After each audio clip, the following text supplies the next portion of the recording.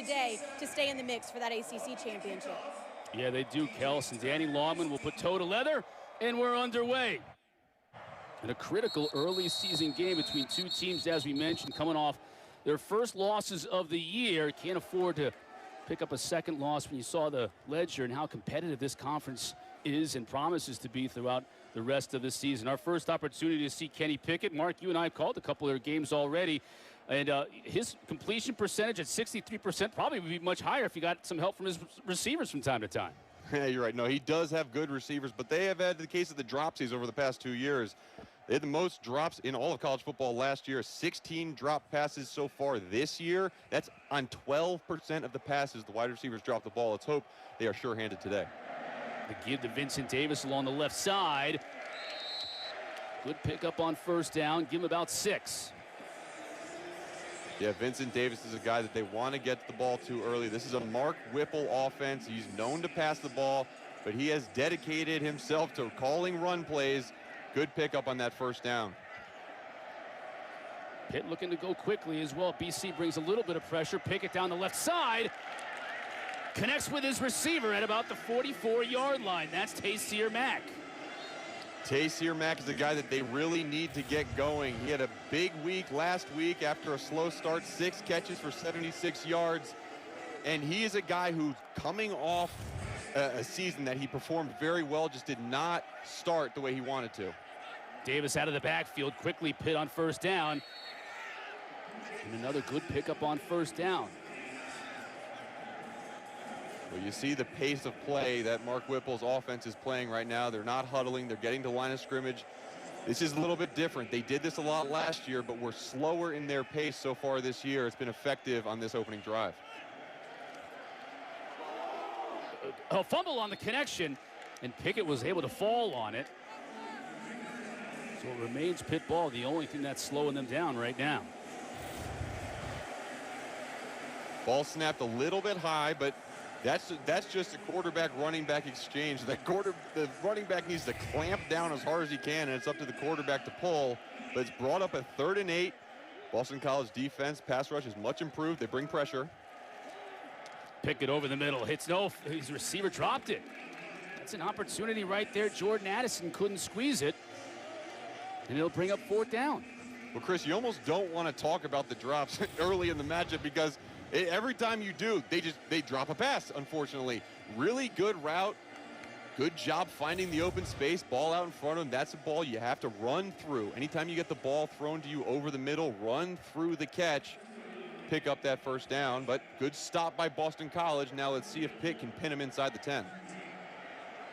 Kirk Christodoulou will punt it away for Pitt, and Jalen Gill, the transfer from Ohio State, pressed into duties returning punts because Travis Levy is out with an injury. Fair catches it from his own 6. And we go from one top quarterback in this league to another, Phil Jurkovec, an opportunity to see what he can do with BC. Yeah, Jurkovec is a guy, as Kelsey mentioned, grew up in the Pittsburgh area and was a fan of Pitt. He said he chose Notre Dame out of high school really because of the marketing that they had. He just said, I could be a Golden Domer and go there. Well, he's decided to be another Golden Domer and come to Boston College, and it's worked out really well for him. Lots of opportunities to throw the ball, opportunity to start, and to be coached by Frank Cignetti, a guy who's known for creating quarterbacks in the college and NFL level. That's Hunter Long, 80 in motion near side. The fake to Bailey. Goes out to Long, who makes the catch and has a lot of room to run. 25, out beyond the 30, so a good pickup on first down from deep within their own territory. Well, Chris, we thought he might be targeted a lot. Obviously, the first play of the game for Boston College, they're going to go to Hunter Long. He chips on the defensive end and just goes out to the flat. That's a play that DeMar Hamlin, number 3, needs to make on the tackle, but we talk about Hunter Long, his soft hands, his ability, but he is athletic, and he's able to break a lot of tackles and pick up yards just like that. 17 targets in the North Carolina game last weekend. This time Jurkovec goes and hits his wide out. That's Zay Flowers. Big play threat on the outside for Boston College. BC's going fast. Flowers in motion. The give to Bailey. He's going to get dropped. No chance. No chance at all. Boston College's offensive line just let everybody come free, and Devin Danielson is the party that got the TFL. But just this Boston College offensive line has a lot of good pieces. They just haven't played together well as a unit yet. That was proof right there. Jurkovec downfield. Receiver goes up and makes the catch. That's C.J. Lewis. If Zay Flowers is the explosive piece on the outside, Lewis gives you that rangy, tall receiver at 6'2" that can go up and get it. Yeah, wow. This was a phenomenal catch because a little bit of an underthrown ball. Good coverage on the defensive side, but just went up and made a play. Bailey bounces it outside, lowers his shoulder, and takes about 3 tacklers a couple of yards with him. DeMar Hamlin leading the way for Pitt. Once number 26's shoulder pads get parallel to the line of scrimmage, he can run you over. He is waiting for his breakout game. Good pickup on first down. He had 844 yards and 7 touchdowns running the football last year. Backing up, A.J. Dillon picks up a first down here for BC. When we talked to Jeff Hafley this week, he said that, you know, I went to David Bailey myself. He didn't come to me. I went to him and said, look, be patient, young man. You are going to have your opportunity to get 30 carries a game. Already 2 on this opening drive for 2 good runs. He'll carry it again, this time tracked down in the backfield and dropped. Nice play by Kalijah Cansey. Wow, Chris. You know, when you talk about this Pitt defensive line, I mean, you talk about Rashad Weaver, you talk about Patrick Jones, you talk about Deslin Alexander, but, you know, a guy, Kalijah Cansey, has really emerged this year as a playmaker at that defensive tackle position. Jurkovec steps up, feels the pressure. He can run if he wants to. Instead, dumps it off. Nice play to Lewis for yet another first down.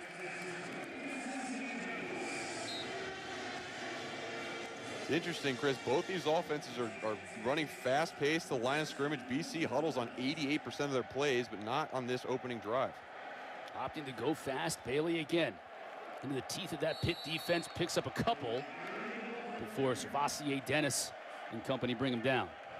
Chris, I've played against a couple running backs that are just run like this. You know, it's an old Natron means. You know, the big running back lowers his pads, gets downhill. Marshawn Lynch, he's a big, good runner.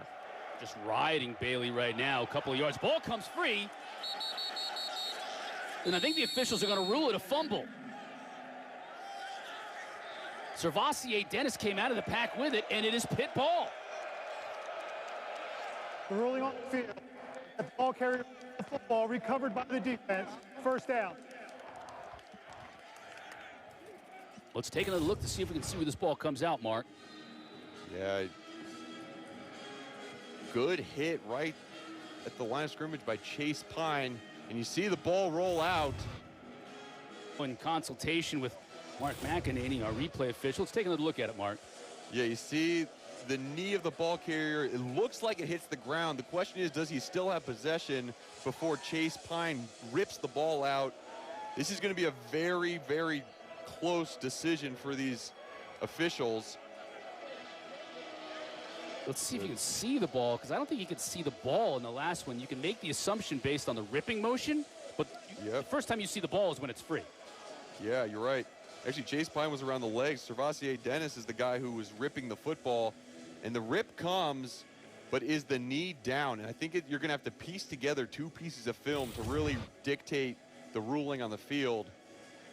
Either way, this would be an unbelievable stop for Pittsburgh's defense. And you catch Boston College with all the momentum after forcing you to punt, and it could be a huge change of events and turnover for this Boston College team, who has not turned the ball over much at all this year. Yeah, both teams in the plus category in terms of turnover margin. BC is +5, Pitt +4 coming in. And this is a drive, to your point, Mark, that started on their own 6-yard line. BC was moving quickly and down the field, mixing it up, passing in, running. It'll be disappointing for Coach Hafley if they have to give it up.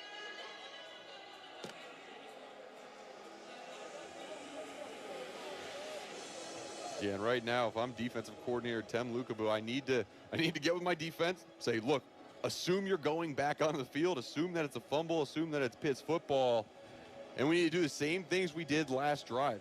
they did cut a couple guys loose and were aided by a dropped pass, but we need to get home on some of the pressures and stop the run.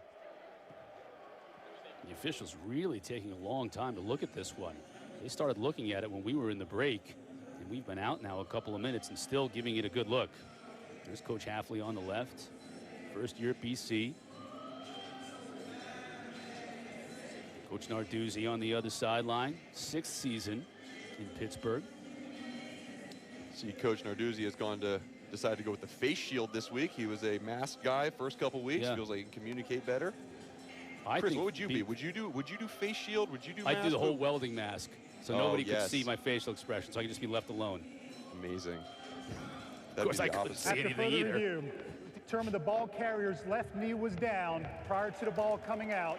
It'll be 3rd down on the 8-yard line. Please reset the game clock to 9 minutes and 50 seconds, 9-5-0.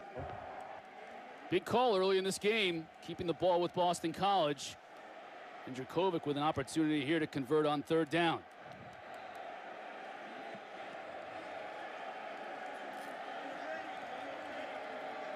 Boston College is 93% scores in the red zone. That doesn't mean the 93% touchdowns, but points on the board. They would obviously like to get a touchdown here. They have 2 tight ends in the game. Hunter Long at the point of that bunch. And Witter had a great catch last week as well. So both viable receiving options for Phil Jurkovec.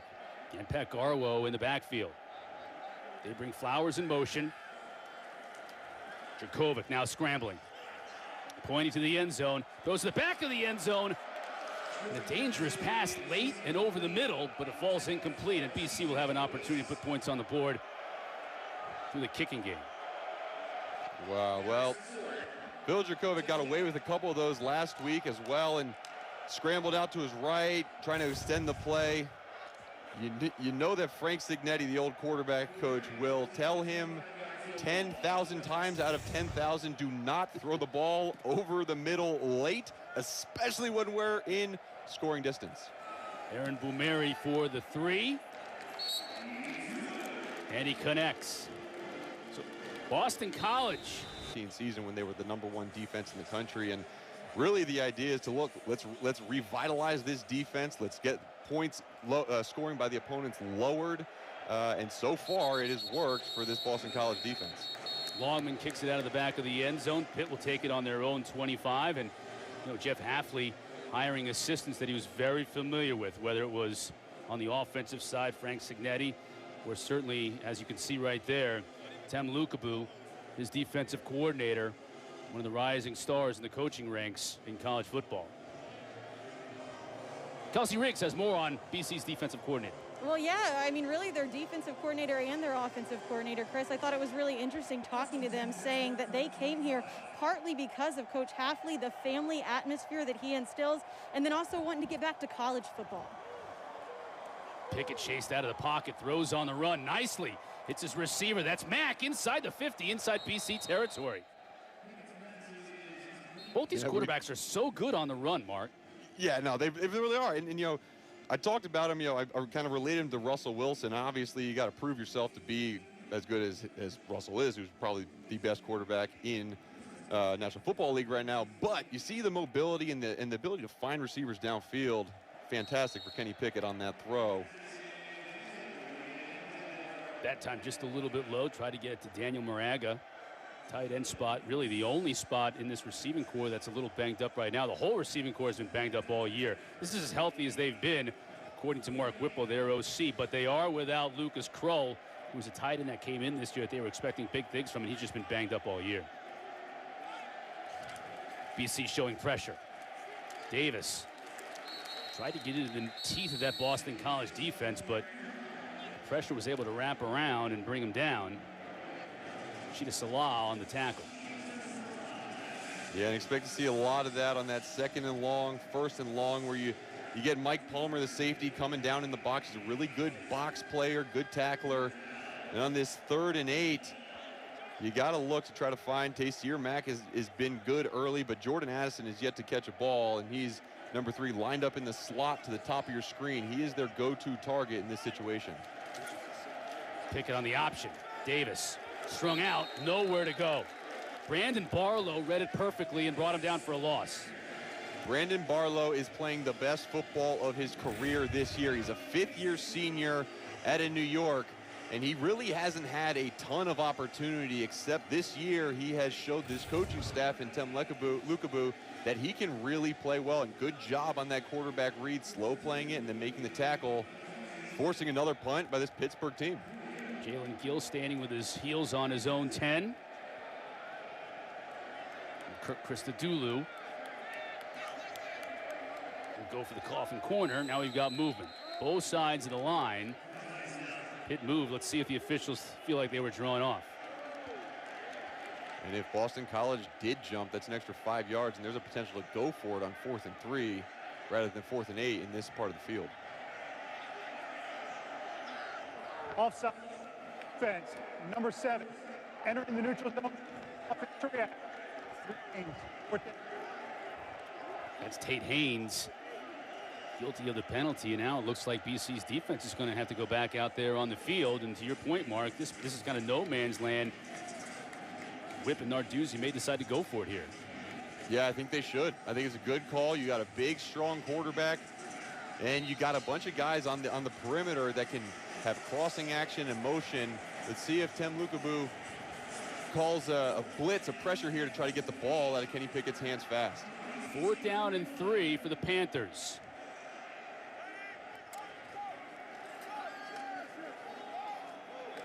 Pass complete out in the flat, and it looks like Addison may have stretched enough to get the first down. He did.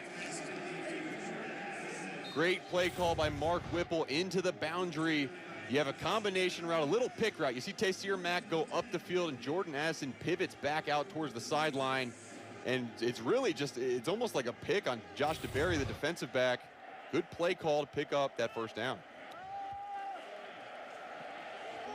Pickett now underneath. Complete to his back. Jamin Moose brings down Vincent Davis. When you think about Pitt backs, you think about Connor, you think about these big backs. Not Deion Lewis was a little bit of a smaller back, but Vincent Davis is more Deion Lewis than he is a Connor or a bigger back like that. Yet he's kind of the bell cow in this offense. He's assumed that role. Not going to find much running room here. Yeah, he's assumed that role, and when you got a big offensive line, sometimes a little guy's good because you can kind of hide behind the blockers. Didn't hide well there from Max Richardson, who preseason all ACC linebacker, 29 tackles already on the season, and really the vocal leader of this team. It's really fun talking to him every time we get to. Very intelligent young man. 4 wide for Pitt here, 3rd and 3.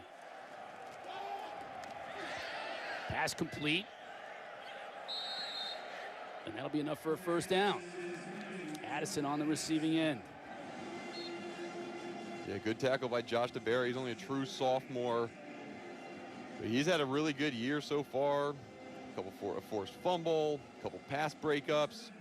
These guys really stepped up as that third option at cornerback for this Boston College defense. Pickett keeps. Now, Pickett is a tough guy. Coach Whipple talked about the offensive coordinator. There, the two of them are talking. Pickett's a tough guy, but he wants to limit the amount of times he runs the football because of situations like this, right? Yeah, well, there's certain times in last week's game, that's a big hit. Certain times in last week's game where he pulled the ball in the read play where the read told him to give it. And I think sometimes he just knows that he can make some plays, wants to make some plays, but he has to avoid hits like that. 10th play of this drive for the Panthers. BC brings pressure. It's picked up. Addison inside the 20 down to the 17 before DeBerry is able to bring him down, but another nice pickup for the Panthers. Interesting chess match right here. Mark Whipple and Tem Lukabu. Mark Whipple thought they might bring pressure. They did bring pressure, created a man-to-man situation, and caught their speedy wide receiver across the middle. Another 3rd and short. Huge hole for Davis. 10, 5. Brought down inside the 5. It'll be 1st and goal for Pitt. You talk about little backs hiding behind big offensive linemen. The movement up front on that left side of the line, and then being able to get Jimmy Morrissey up on the linebacker created that giant hole. Davis trying to squirt his way in, not this time. Whole host of tacklers led by Maximilian Richardson. Bring him down for no gain. Well, Chris Cotter, Pittsburgh fans do not like this situation right now. Last week, 1 yard line, 1st and goal, 4 tries. NC State turned them away on every drive. This was a huge opportunity for them to get in the end zone. Pickett will try and do it himself to the end zone. Tried to reach the football over. I think they're going to mark him down right at the 1 foot line. Yeah, great effort by Pickett to just get back to the line of scrimmage. They ruled him down by contact, which is the right call, but Max Richardson had him in the backfield, and then Mike Palmer had another opportunity. That right there is really good. Just fortitude by that quarterback to just get it back to 3rd and 1. But again, 3rd and goal. This is a huge, huge situation because Pat Narduzzi said last week, maybe I should have kicked the field goal on 4th down. If BC gets a stop here, don't be surprised to see the field goal team come out in the field. He's got 3 backs that are over 215, and he's sticking with Vincent Davis at 175 because Pickett's just going to take it himself and score.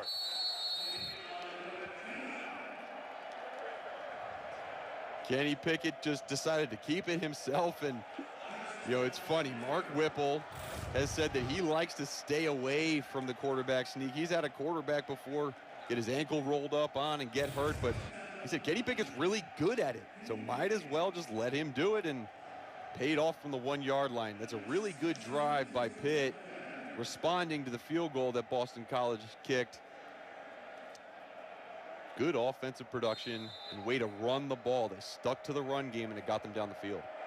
5th touchdown running the football so far this year for Kenny Pickett to go along with 6 through the air. Pitt has the 3-point lead. Trestman looking to make it 4, and does. Couple of long drives. 3 for the Eagles. The cornet quartet. I like that. What do you think about that, Chris? That looks good. We'll run that by him later on. All right, cool. Fall colors already out in New England. Just a couple of weeks from peak. It'll be gorgeous. Boston College loved that last drive they were on. They thought that was gorgeous because they got the running game going, something we haven't seen much from them this year. At least not as much as we're used to seeing, Mark. And Pat Garwo, the freshman, now getting carries when David Bailey had a very successful drive last time out. Yeah, so we saw David Bailey, right? We talked about his size. You look at Pat Garwo, just look at the broad shoulders and big hips. He's another one of those plug-and-play Boston College backs. They're used to seeing that big boy in the backfield. Bowling ball. Fake to Flowers. Jurkovec keeps. Give him about 3. That'll bring up 3rd and short. Phil Campbell, the 3rd on the stop for Pitt. Talk about bowling ball. Phil Jurkovec he's not small either. He's like a 250-pound quarterback, 6'5", 250. All of these guys are tough to tackle, and we saw last week just his ability to scramble, get out of the pocket, and just they could not get him on the ground. 3rd down and 1, and it's going to be 3rd down and 6. That changes everything. False start. Number 81, 5-yard penalty remains. 3rd down. Spencer Witter, one of the 2 tight ends. Coach Hafley shaking his head, adding to the difficulty of converting on this 3rd down. It's a penalty you can't have. You can't have the offsides on the punt attempt. You can't have a false start on 3rd and 1. Those are drive killers for Boston College. BC and Pitt trading 75-yard drives the last time out. BC now trying to avoid a 3-and-out. Pitt bringing some pressure. Jurkovec underthrows his tight end Hunter Long, and it'll be a 3-and-out for Boston College. Not a lot of confidence on that throw. Usually you want to throw it higher to your 6'5" tight end. Lucky to just get off the field because Jason Pinnock had his radar targeted on that football. But you see what penalties do in terms of not only just field position, but the ability to convert 3rd and 1 to 3rd and 6, 4th and 6. It makes these drives so much harder and so much more difficult to pick up those 1st downs. Grant Carlson with an outstanding punt inside the 10. It'll be Pitt ball at the 9. And the offense comes out to take the field. A lot of connections here with Pittsburgh in this BC coaching staff, huh? Look at that baby face on Chip Hadley. It's like a Gillette ad. Look at that guy. Defensive backs coach here, coached under Dave Wanstead. That's where he met his current offensive coordinator, Frank Signetti. He also met his wife there at Pittsburgh. No question. That's right. Probably would rather talk about his wife, meeting her there. He said that was probably the best part about Pitt, but he did have some good times coaching there as well. Wife Gina from Pitt. Still, he says she still has a lot of Pitt gear that she wears on Saturday. Probably not today. She's probably clad in BC garnet and gold. 1 yard carry on the left side. First chance to see number 2. Israel Abanikanda, this freshman they're very excited about out of Brooklyn, New York. Yeah, Andre Powell, the running backs coach, he used the word special when he talked about this running back. He said, I like 2 types of running backs. I like big old good uns and good old big uns, and he thinks that Israel Abanikanda could be one of those. Now an empty backfield for the Panthers on 2nd and 9. BC brings just 4, flag down. Pickett will look to run. He's not sliding. He just lowers his head and picks up what he can.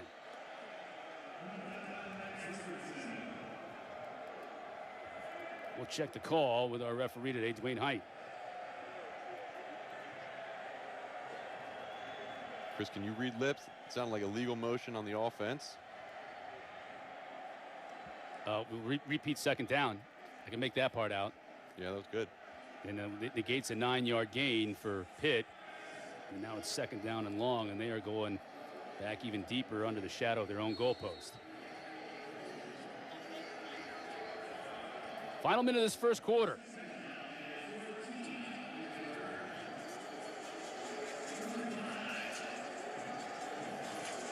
Pitt making some substitutions, bringing in Abanikanda in that backfield.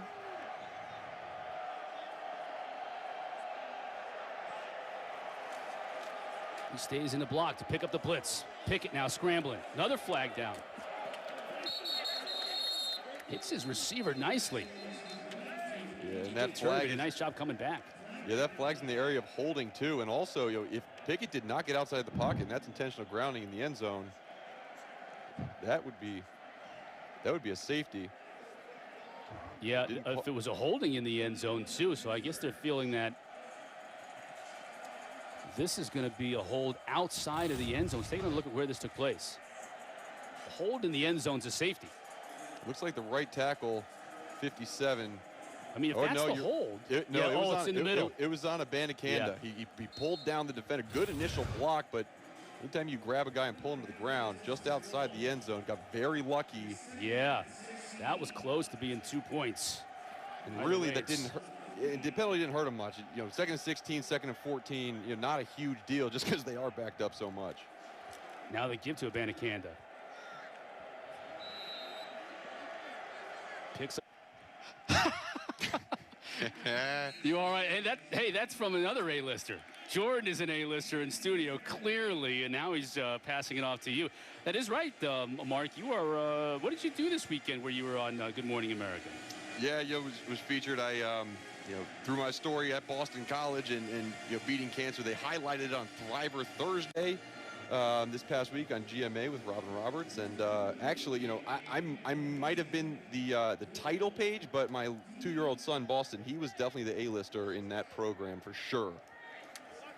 No question. He steals the show often. Pitt failing to convert on 3rd down, so now the Panthers punt from deep inside their own territory, and that's a mistake on the return game by Jalen Gill, and it's going to give Pitt a nice little roll where the ball hit at midfield and rolled for about 18 yards. Christodoulou with a nice kick. Sunday best tomorrow. We'll feature the field hockey match between Virginia and North Carolina at noon Eastern. Then it's women's soccer, a doubleheader. Navy, Pitt, and Wake Forest taking on number 6 Clemson with 14th ranked Duke and North Carolina women's volleyball. Rounding out our Sunday best. It's all right here on the ACC network and on the ESPN app.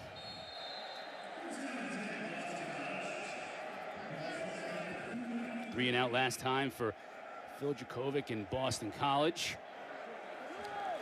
See what the Eagles have in store here. Play fake. Jurkovec now stepping up. Pressure comes over the middle, though. That's a nicely designed play, and he connects with Gill. Yeah, good job. Play fake on 1st down. They do not pass the ball very much out of that under center look. Good job on the play fake, and he was able to just step back there and sit in the pocket because it was a really good block by the running back, picking up pressure off the edge and found his open receiver. Picked up a 1st down, moved the chains.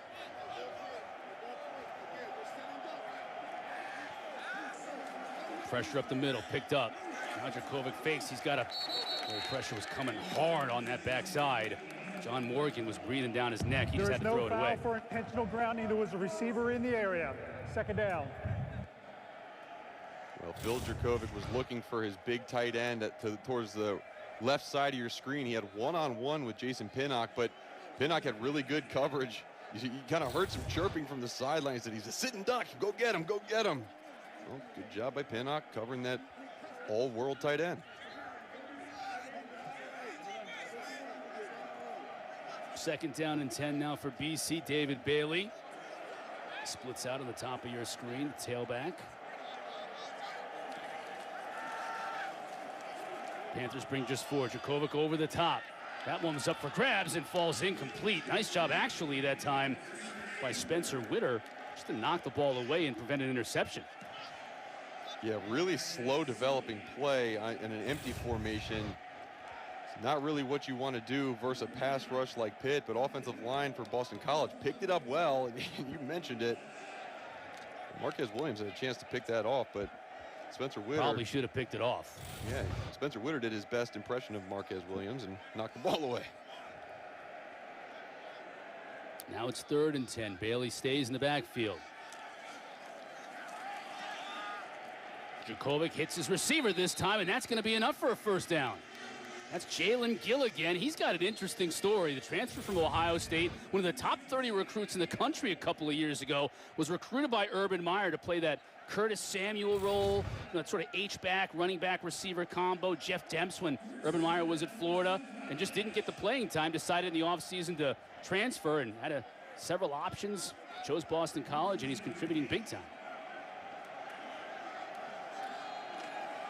They give to Bailey. He's met.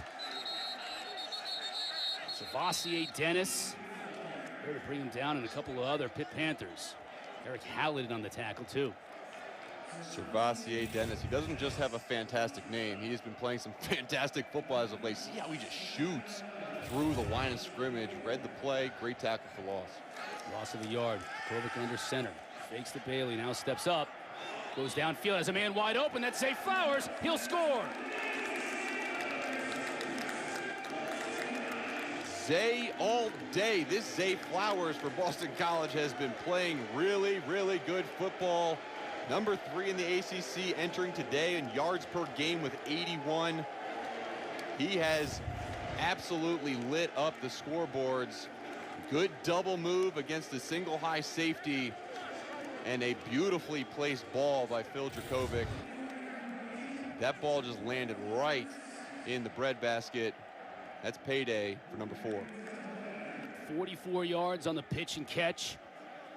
Jurkovec's 6th touchdown pass of the season, and Flowers continues to be that big play threat this BC offense has really needed over the last couple of years. And the sophomore from Fort Lauderdale, Florida, corrals this pass and gives Boston College the lead. Very long, because the last 44 was a big-time connection between Jurkovec and himself, giving Boston College the lead once again. Good and entertaining first half. Still 13 minutes left to play in this second quarter, and back and forth we have gone. Danny Longman to kick off for the Eagles. And this one is returnable and will be returned. DJ Turner, 20, sidesteps the tackler, still on his feet. Longman needs to make the stop, and he slows him down just enough so his teammates can come help. But a good return by Turner will put Pitt in a good spot, 42 yards on the scamper. Take a look at our key dates coming up for the college football playoff rankings, and this season's flying by, Mark. We're already in the middle of October. That November 24th will be here before you know it. Yeah, it sure will. A couple days before Thanksgiving. Some of these teams are going to be in that top section of that CFP top 25, and they'll have a nice little Thanksgiving Day feast, celebrate, and some teams will be left out, Chris. Feeling left out on Thanksgiving is never a good thing, gotta tell you. No, it's not. I mean, how can you give thanks when you've got so little to be thankful for? We've all got a lot to be thankful for. I shouldn't say that. On the quick end around, that's Izzy Abanikanda, the tailback freshman out of New York that everyone's excited about.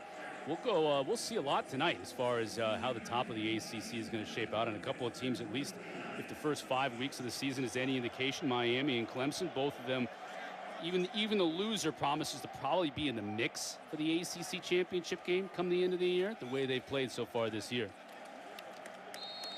I will agree with that statement, Chris Cotter. I agree. They both played really well, and that Miami team is so much improved from last year. And I think it starts with Brett Latchley, their offensive coordinator. Their offensive line is much improved, and then obviously Derek King, fantastic quarterback transfer from Houston, has just elevated this team. And Boston College is making a mass substitution while Pitt's already at the line of scrimmage. The official halted the play. Bringing pressure. Pickett, he just has to throw that one away. He did have Izzy in the area, but all kinds of pressure up the middle. Isaiah McDuffie, first time we've called his name today, Mark. Yeah, it's the first time we called his name, and his teammates don't even call him Isaiah McDuffie. They call him Bloodhound because he has a nose for the quarterback, just like we saw there. But that had to be a little bit reminiscent of last week for Kenny Pickett. His running back on that last play missed a blitzing linebacker, and last week Kenny Pickett got laid out pretty good, really on a targeting call by NC State. It was slow to get up. So they have to shore up that pass protection, especially on those play-action plays. McDuffie with 3 sacks already coming into this game out of that linebacker spot. Missed all but the last month of last season because of an injury, so he's just chomping at the bit this year. Pickett now with time, scrambles to his left. He's going to keep it and just try to get what he can, and it isn't much. Yeah, and you talk about Isaiah McDuffie. He's a real difference maker for this team. One thing this Boston College team lacks, and this is admitted by Tem Lukabu and Jeff Hafley, they just don't have a lot of team speed on this defense, except for Isaiah McDuffie. He's a guy who can fly around the field. He's a rangy player, good tackler, 30 tackles on the season, the team's leading tackle with 3 sacks, the most sacks by any non-D lineman in the ACC. 3rd and 8. BC brings pressure up the middle. Pickett gets it away, and it's knocked down beautifully. Nice job defensively by Elijah Jones, defending Taysir Mack in the middle. Yeah, good job. Pressure. Down. Let's check this flag, Mark. Could be targeting. Look, watch 97 come in, tackles high, trying to swipe the football down. And anytime you hit a quarterback in the head or neck area, they're going to call him for targeting. That's going to be a tough loss. Defense, number 20. The ball be played at the spot of the foul. Automatic. First down. We both spoke too soon, Mark. I thought it was a great play by Jones, and you thought the penalty might be a targeting. Instead, it goes against Jones. Yeah, good thing we're not officiating this game because we don't know what we're talking about. He just got there a little early, I suppose. Yeah, I guess so. And quarterback was in the throwing motion, maybe not forcible contact to the head or neck area. Pickett has all kinds of time over the middle into double coverage, a lot of contact and a lot of laundry.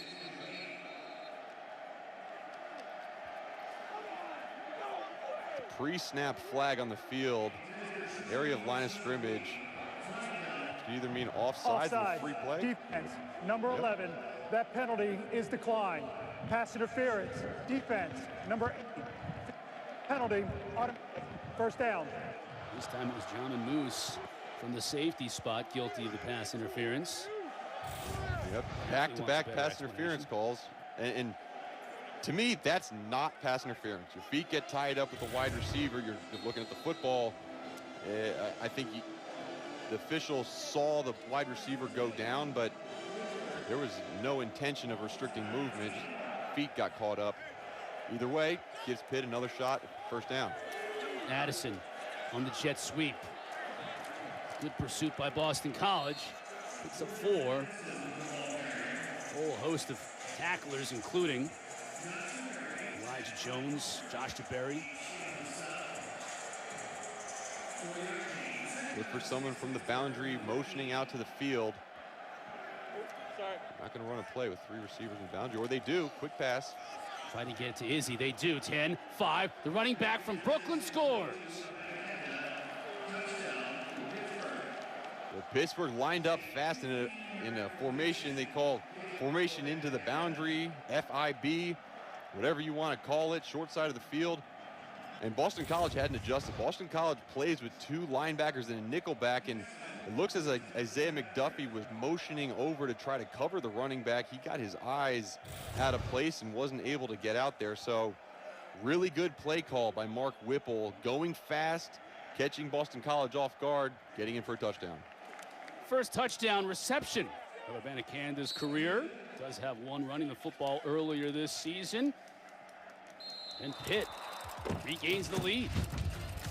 Hard that one year when he was a linebacker at Youngstown, and he says it's things that he tries to instill in his players today. It means even more because he did lose his father at a young age, and so Pat Narduzzi very proud to have this defense in the position that they're in so far. Great looking Youngstown State jersey on Coach Narduzzi. The only thing missing from that picture were J pads and a big old neck roll. Yeah, exactly. Chris, you look back at pictures from the 70s and 80s, and you always like see linebackers with neck rolls. Well, Chris, if you turn back to just even the 2000s, I wore a neck roll every single time I went on the field, not because I had neck problems, but because I thought I looked sweeter. Yeah. And you know, sometimes when you look good, you play good. You just gotta look good and play good. Now, was it one of those white ones that wrapped around the whole shoulder pad head opening, or was it like the back one that like Brian Cox used to wear? That was just on the back of your shoulder pads. Yeah, even different. It was more like a cowboy collar, so the jersey kind of rested over top of it. We had special holes drilled into my jersey so they could tie little loops through it. The training staff did a fantastic job. So it's pretty. Made you look like you had massive traps. Made you look like you just did shrugs for 20 hours a day. What I've noticed, I have a long neck, which is odd. So it just gave me a little bit extra girth up there. 2nd down and 8 on this drive for BC as they try to answer Garwo. Now that's a huge hole into the secondary. Brought down by Paris Ford, but it's a big gain for the Eagles.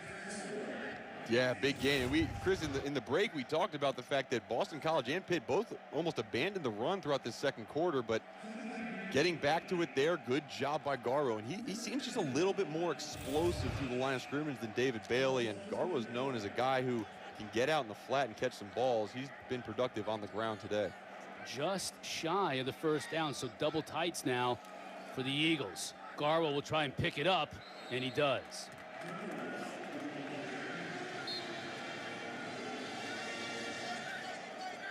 Tad Garwo was a guy, he was recruited here to Boston College. He's a redshirt freshman this year, but last year he played sparingly with that 4-game rule. Very excited about his potential in the future of this BC backfield. Lowers his shoulder, gets 3. Big time collision that time with David Green. David Green getting playing time today because Keyshawn Camp didn't make the trip, injured on that defensive front. You got to feel for Keyshawn Camp, Mark. He just cannot stay healthy. Such a talent. Fake to Garwo. Now Jurkovec just didn't have time to throw. Too much pressure on the edge. Yeah, too much pressure on the edge. And you know, anytime you get a quarterback who's a right-handed quarterback rolling out to his left off play action, it takes a long time for his head to get around. Looks like a flag on the play. Could have been holding before the pass. Personal foul. Roughing the passer. Defense. 15-yard penalty from the end of the run. Automatic. 1st down. Wow. Let's see where this happens. Yeah. So that is obviously, it's not on Paris Ford. That's on John Morgan. Yeah. And I don't like that call one bit. He's in the throwing motion. Just use his hands, push the quarterback down. Not forcible contact anywhere above the neck. I don't like that call, but it extends the drive for Boston College. Now in the Pitt territory. Nothing doing. David Bailey back in the game, carrying it, but he gets swallowed by Cam Bright. Yeah, great play by Cam Bright, but you know, that's another penalty, and penalties have been a big story of this game, and last week really hurt Pittsburgh. 13 penalties, and a lot of those were pass interference calls that were a little bit iffy on Pitt's defense, and they extended drives on 3rd down constantly last week.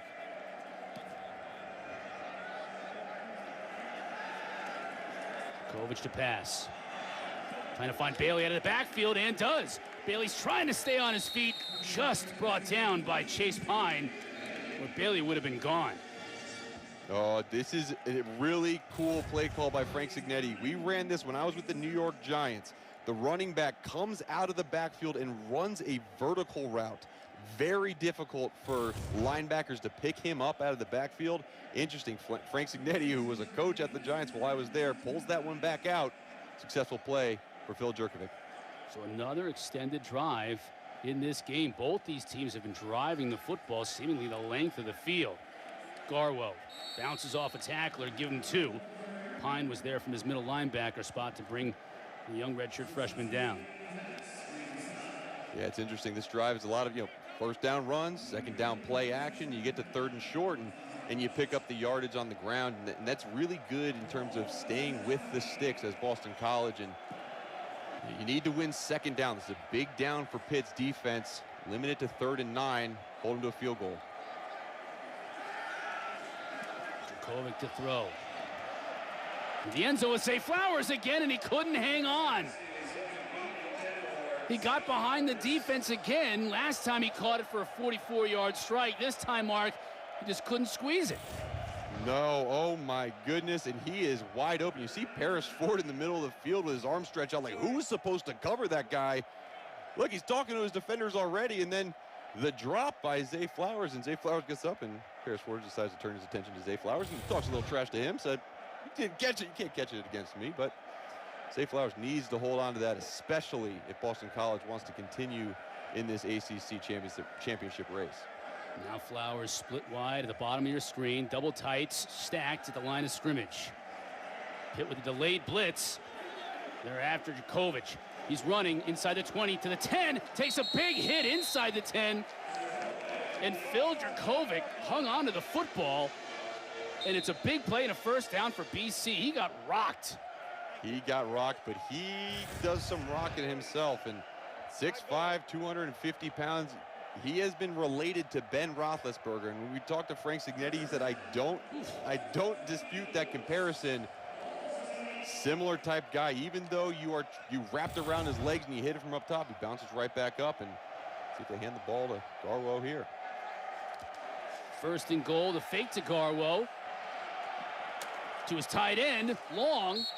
It's tackled immediately by Paris Ford. And he'll pick up 5.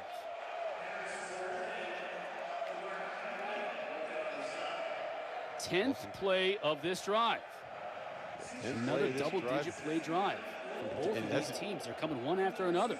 Yeah, it is. And they're driving the length of the field, and that's rare for this Pitt defense. They are not used to being on the field this long on extended drives. They lead the ACC in 3 and outs, but they have not been able to do that today. Boston College driving. We'll give to Garwo. Tries to penetrate that Pitt defense, can't do anything about it. Ball on the ground. Pitt has come out of there with it. And that's a fumble. Rolling on the field is that the ball carrier was down prior to the ball coming loose. 3rd down. Ooh, Phil Campbell came out of there with it, Mark. Oh, they're going to have to take another look at it. And you see an injured defensive lineman. That's David Green, who's Keyshawn Camp's backup. But it looks like Phil Campbell just pulls the ball out before Garwo goes down.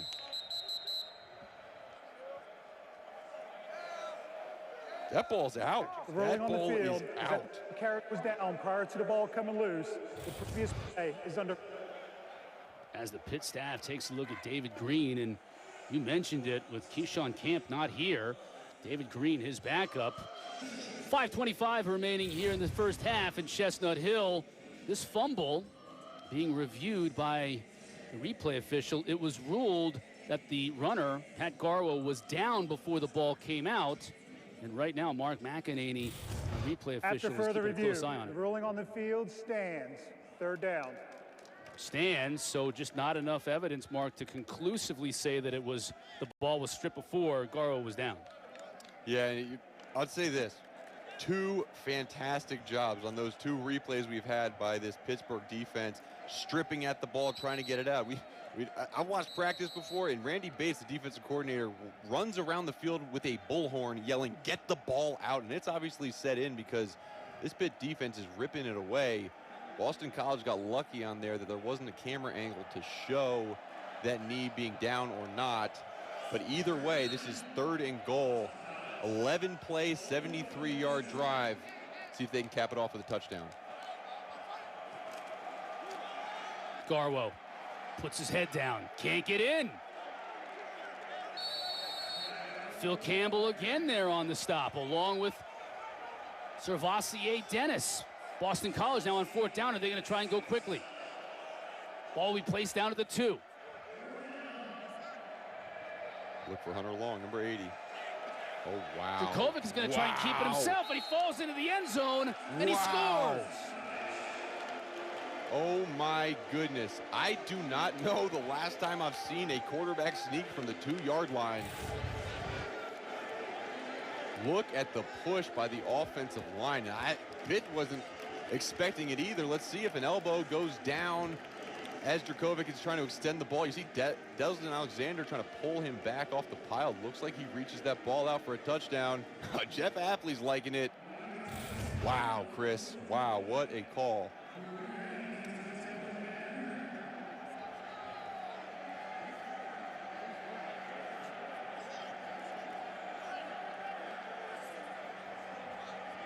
This is a Boston College offense that I'm unfamiliar with, Mark. Unfamiliar, absolutely. It's funny, Chris, I got you on a Zoom screen over here, and I'm watching your face as that ball's going in. Very unexpected for us, very unexpected for this Pitt defense. But Phil Jurkovec expected to get in the end zone, and he did for that touchdown. Fantastic scoring drive for Boston College.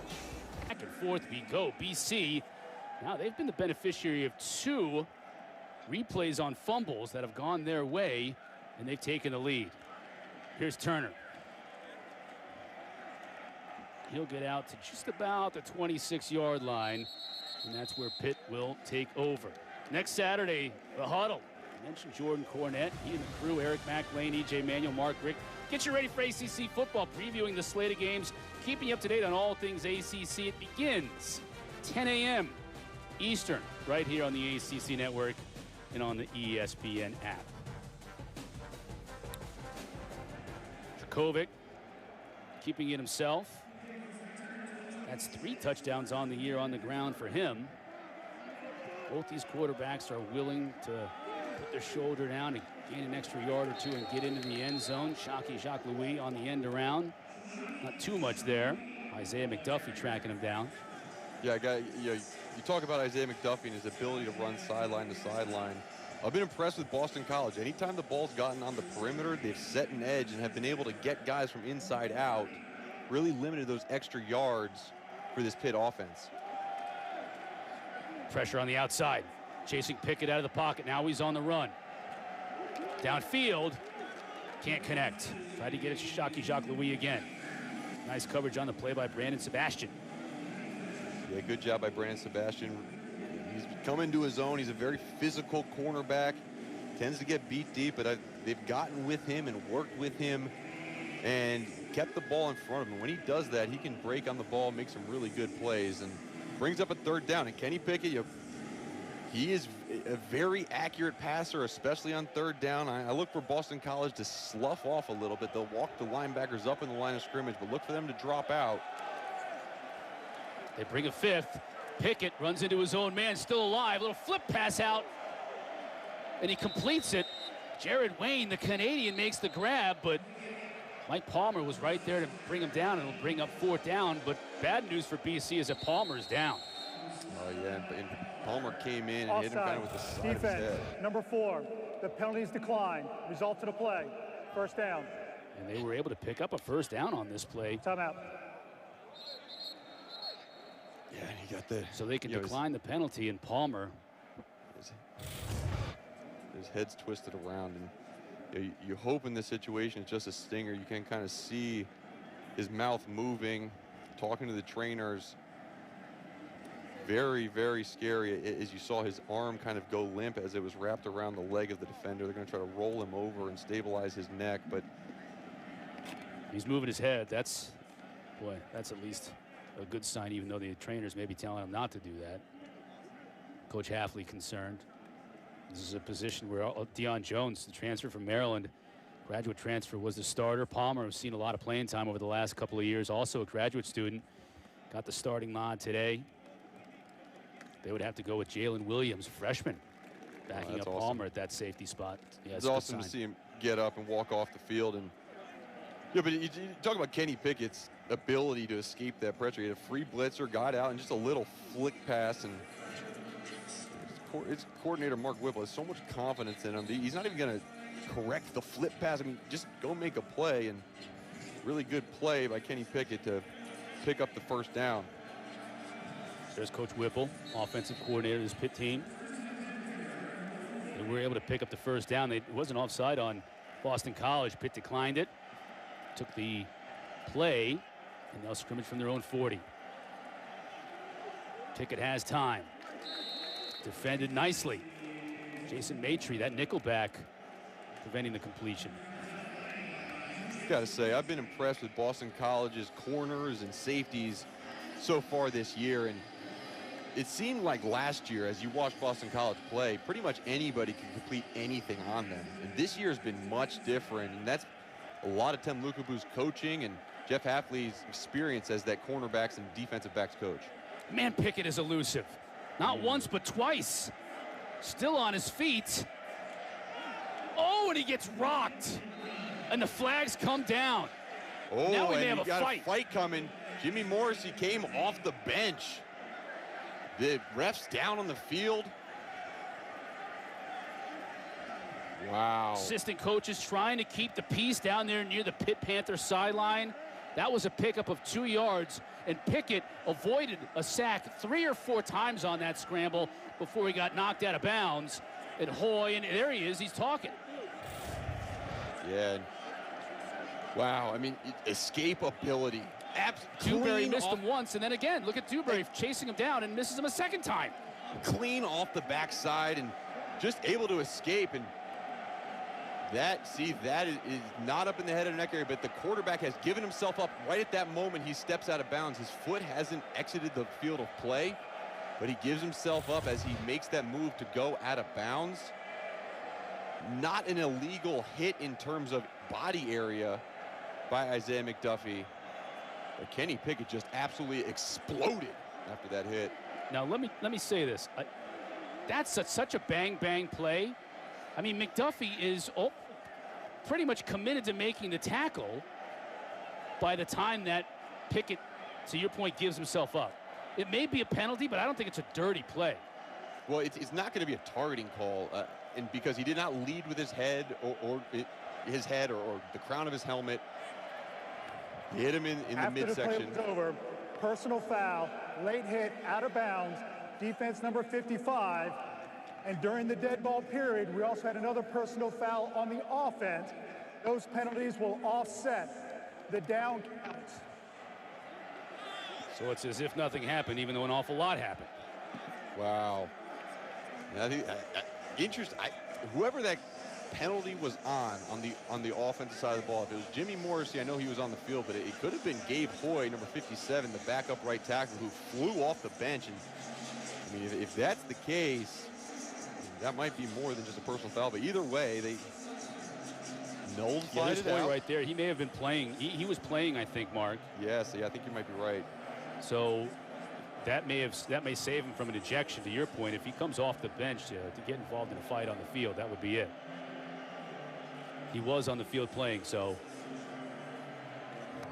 The down counts. It will be third down. Yeah, watch from the left side of your screen. So Jimmy Morrissey comes at him first. And then let's see. Here's Hoy right here. Yes. Yeah, he was on the field. Now that's what drew the flag right there.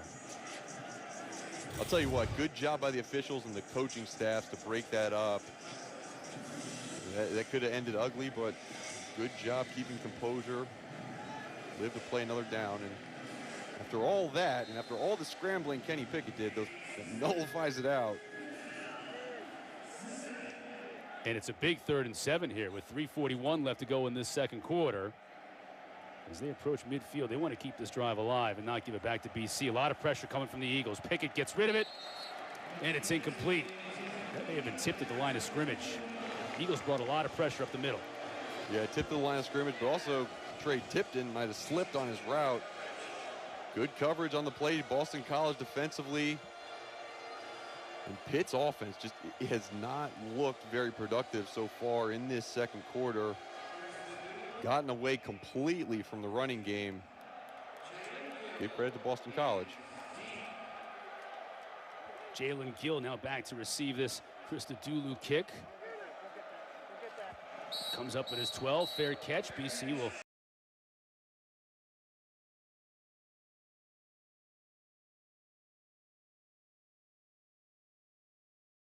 Sir, Damiani won't tell us. So this is a surprise to us, too.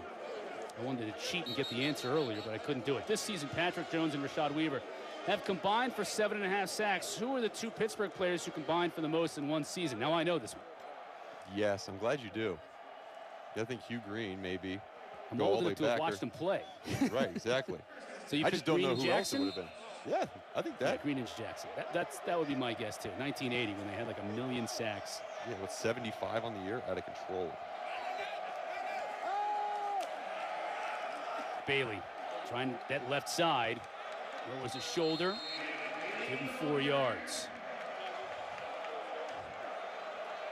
Marquez Williams brings him down from the corner spot. Yeah, and we've talked about Hunter Long in the passing game, but he had a fantastic block on that last play to seal the edge and break out the running back. We talked to Frank Signetti. He said, look, this guy is just as good blocker as he is pass catcher, and we know how good he is catching the ball. Flowers in motion. Give to Bailey, sidesteps one defender, can't sidestep another. Phil Campbell on the stop.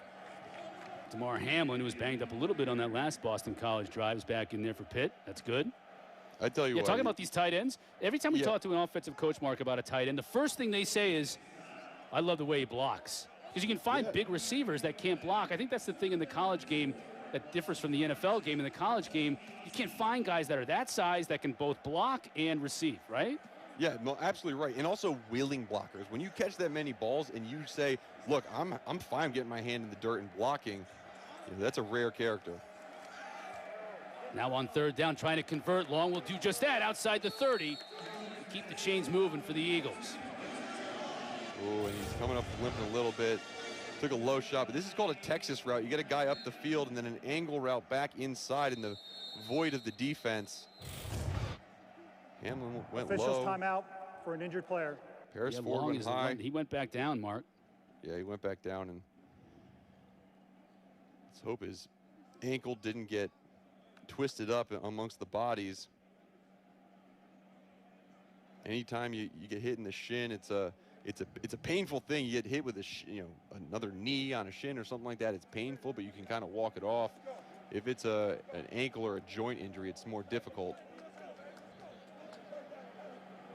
Walking off under his own power. That's good to see. See, he gets hit low and then high, but it's a low hit there by Damar Hamlin that has him shaken up a little bit. It's really interesting. Whenever you see a receiver or a running back's feet come off the ground when they get hit, it looks worse than it is. But sometimes the bigger injuries come when their feet get planted in the turf and someone hits them. They get that twist and the sprains. Good thing he seems to be all right. Fresh set of downs for Jurkovec. As Garwo in the backfield, out on the pattern. He's in trouble. He's going to go down. Gets rid of the football, and the officials are going to call him down. Yeah, and that could be intentional grounding as well. Clearly inside the tackle box. So they called it a sack. So tack another one on there for Patrick Jones. They said Jurkovec was down before he threw the ball. I think that's a correct statement. Patrick Jones number is happy 5 on the season for Jones. Yeah, absolutely. But Boston College in 2nd and 27. They've been passing the ball well, but this is a tough situation. This is, you look for a draw or screen just to get back a chunk before you get third and forever. And keep an eye on that clock too, Mark, as it gets to a minute left in this first half. Timeouts for both these teams now are going to be an issue. Garwo, though, powers his way for a nice gain. It'll bring up 3rd down. Paris Ford brought him down, but picks up a chunk of that 27 yards back. Yeah, I'm sure Pitt's calling timeout right now, trying to get the ball back in Kenny Pickett's hands before this time expires. Let's answer the Aflac trivia question. Pittsburgh, their first of the half. 30 seconds, timeout. As Pitt calls that timeout. You get the duck. Windy day there in Chestnut Hills. You see the flag. There's our duck. I'll let you answer it, Mark. This season, Patrick Jones, Rashad Weaver, 7.5 so far. Who are the two Pittsburgh players who combined for the most in one season? Well, I got to go Hugh Green and Ricky Jackson. There, you got it right. I just piggybacked off of you, but 17 sacks and then 12 on the other side. I mean, who do you block? Apparently nobody, but who do you block? These are two absolute all-star players, and they are obviously in the record book at Pitt for a reason, and you got a chance to see them play. I wasn't even born yet. You're not old, Chris, I promise. Mesh jerseys, helmet stickers. Wouldn't that be great, the players mesh on jerseys? a team that had 74 sacks. 74 sacks in 12 games when they weren't even throwing the ball like they are now. Jurkovec in trouble again, and he's going to go down again. This time Chase Pine gets in from his linebacker spot. These linebackers these linebackers that Pitt have, to me, they're the best blitzing linebackers in the ACC. You see Rashad Weaver just pushing back Garwo directly into the quarterback, and then Chase Pine, Cam Bright, all these guys are getting in there on the party. I cannot believe Phil Jurkovec held on to that football. Great stop by Pitt's defense. Panthers call their second timeout of the half, so with 52 seconds left, they're going to get the ball back in pretty good field position, unless Grant Carlson can absolutely boom this one. And we just showed you the wind in the stadium, so it is howling around a little bit there in Alumni Stadium. Carlson will be standing inside his own 5 when he takes this snap. DJ Turner standing by. Pressure comes, and he gets it off. Turner had a huge game last week from his 32. The 40, still on his feet at midfield. Dancing around, dropped at the 49. Great field position for the Panthers with 40 seconds left. DJ Turner, such a dangerous wide receiver, return man. Anytime the ball's in his hand, he can make something happen.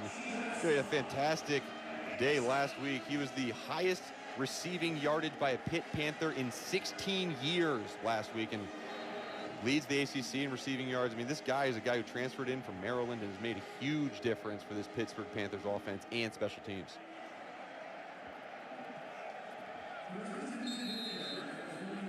So it's been a quiet second quarter relatively for this Pitt offense, considering what they were able to do in the first. Let's see what Pickett can do here. Has time, steps up, opts to run, and it was a good decision. Dives at the 40. We'll see where they spot it, but it looks like he's going to have enough for another first down. Kenny Pickett got up, and he was talking a little smack to Isaiah McDuffie, who would hit him on that out-of-bounds play. It's competitive. One timeout in their pockets. Pickett to the sideline, and Addison's going to get out of bounds at the 36. And it's interesting, in situations like this, Boston College plays a lot of zone, where a lot of teams in the ACC play man-to-man. In zone, it allows for those quick underneath throws, and it's really good for getting into field goal range. But can Pitt break through that field goal range and get into the end zone with this soft zone coverage by Boston College? The Eagles bring pressure, but it's picked up. Nice catch by Taysir Mack, and we got a flag on the play too. Boston College clapping like it might be offensive. Yeah, I think that's what they're hoping for. Could have been a push off. Anytime you get a comeback on the outside with a wide receiver catching it. Offense, number 11, 15-yard penalty remains. Second down. Mack can't believe it. No, he can't believe it. And see, extended the arms and really pushed the defender by. Those comeback routes are all about footwork, and if you don't have the proper footwork, you just naturally push off when you stop. Got called for that one. So Alex Kessman, who's Pitt's kicker, has 8 career field goals of 50 or more yards. He's got a big leg, but Pitt now, they're really backed up. 15 seconds to try and get it back into his field goal range. They do have one timeout on the board. Second and forever. Pickett rolling to his right. Now the pressure comes. Tries to unload it to Mack, but they can't connect. Yeah, no, and that's not going to be enough. They still have a chance for one more play towards the sideline. And you have enough time to get the ball out of bounds, or you can work the middle of the field. One thing that Mark Whipple's telling his quarterback right now is, look, I have one timeout left. Feel free to use any part of the field. And if you see softness by this Boston College defense, get it to at least the 35 and we can kick a field goal. Yeah, our stats person extraordinaire, Brian Burnett, tells me that the wind is with the Pitt Panthers, and it would be with Kessman. Pickett has plenty of time as BC only brings 3. Makes the catch, and we get a flag down 2. So Wayne made the catch to at least maybe give Kessman a shot, but let's check the flag too. Only 4 seconds left in the half. You know what's really interesting, Chris, in this situation in college, sometimes pass interference is better than Pass reception. interference. Defense, number 20. That penalty is declined. The result of the play, first down. In this situation, when you know pass interference is a 15-yard penalty, sometimes it's better just hold the receivers and not let them catch the ball rather than pick up more to get into field goal range. Time does not get added back. What is this going to be, a 55-yard attempt here from Kessman? He's got the wind at his back. He's hit a 56-yarder, and he hit it in Heinz Field. A little bit of wind blowing around in that stadium. That's the longest kick that has ever been made at Heinz Field. Pro, college, at any level. He's going to try a 55-yarder here at Alumni Stadium. This would tie the game going into the break. BC's going to call a timeout to try and ice him. Coach Narduzzi's still looking at that mask, trying to figure that thing out. He's doing that all half. They poured water on his own head by accident earlier, which I'm sure he loves. But as you pull this team together right now, you walk in there and you tell these guys, do not jump off sides. It's much better to just stay in your three-point stance the entire play than jump off sides and add 5 yards in terms of shortening the distance for Alex Kessman. Very, very disciplined.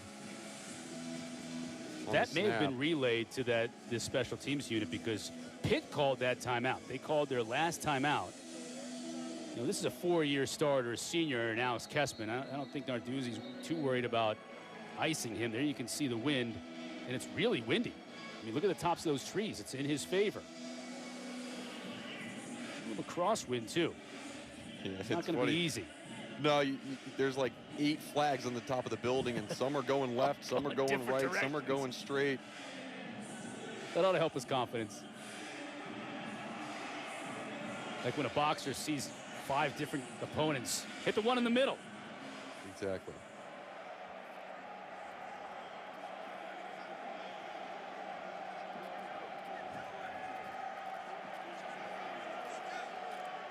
So with Pitt out of timeouts, let's see if BC opts to ice Kessman here.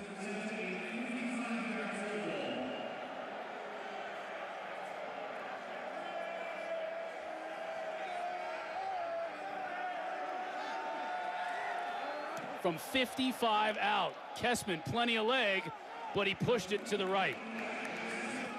And that will end our first half. Very entertaining half of football. Back and forth we go. And Boston College at home was able to forge a 3-point lead as we head to the break. Again, these teams both coming off their first losses of the year, Mark, so trying to rebound, and they've played a first half like they need to do just that. Yeah, they have, and Boston College offensively has put up numbers that Pitt is not used to giving up. They've put up 229 yards so far this game, and Pitt, the #2 defense in the country in yards per game, only gives up 232 the entire game. So wanted to run the football and establish it, and they told us as much during this past week, but they gave up on it pretty quickly and went to the passing game. It's worked for both of them, and we're underway here in the second half. Alex Kessman through the back of the end zone for the touchback. Let's go down on the field with Kelsey Riggs. Well, I caught up with Pitt head coach Pat Narduzzi on the way out, and he talked about this Boston College offense. They've already got over 200 yards just in the first half. He said for them it comes down to they need to keep their quarterback, Phil Jurkovec, in the pocket and get some pressure on him. He said also guys on the back end need to come in and make plays, and they have to be able to contain this offense and slow it down. They'll get an opportunity first possession of this second half. Jurkovec back in the shotgun with Flowers in motion. The fake to him, and Jurkovec will keep it. Brought down nicely by Servassier Dennis out of that linebacker spot. Yeah, tried a little fake read play to Zay Flowers coming across. Good job by Dennis to beat the block of Hunter Long, get inside, make a great play because he was covered up. There was a spot if he didn't make that one. 2nd and 12. Fake to Bailey. Going deep for a receiver, and Zay Flowers, and he has him. 30. 20. No one will catch him. BC strikes early in the second half. Zay Flowers does it again. It is Zay's day, Chris. He is just so good at getting those deep routes behind defenders. And as Phil Jurkovec drops back, he sees a split defense in the back end and just lays it out in front of his speedy wide receiver. Absolutely nothing Jason Pinnock can do with the speed of Zay Flowers. And Zay Flowers is not a big guy, only 5'11", 178, and it takes a lot of touch by your quarterback to drop it in there to a shorter wide receiver. 77 yards to open the second half. Jurkovec now has 300 yards against a really tough Pitt defense, and we still have a half of football to go. Yeah, half of football to go. Yeah.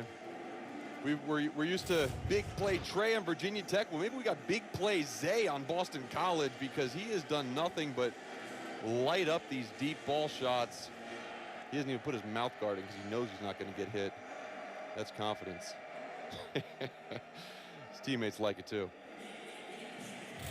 Jason Pinnock was out there in coverage one-on-one with Zay Flowers, and that is, as everybody in the league is starting to find out, that is a dangerous proposition, especially now that BC has a quarterback in Phil Jurkovec that can get it to you.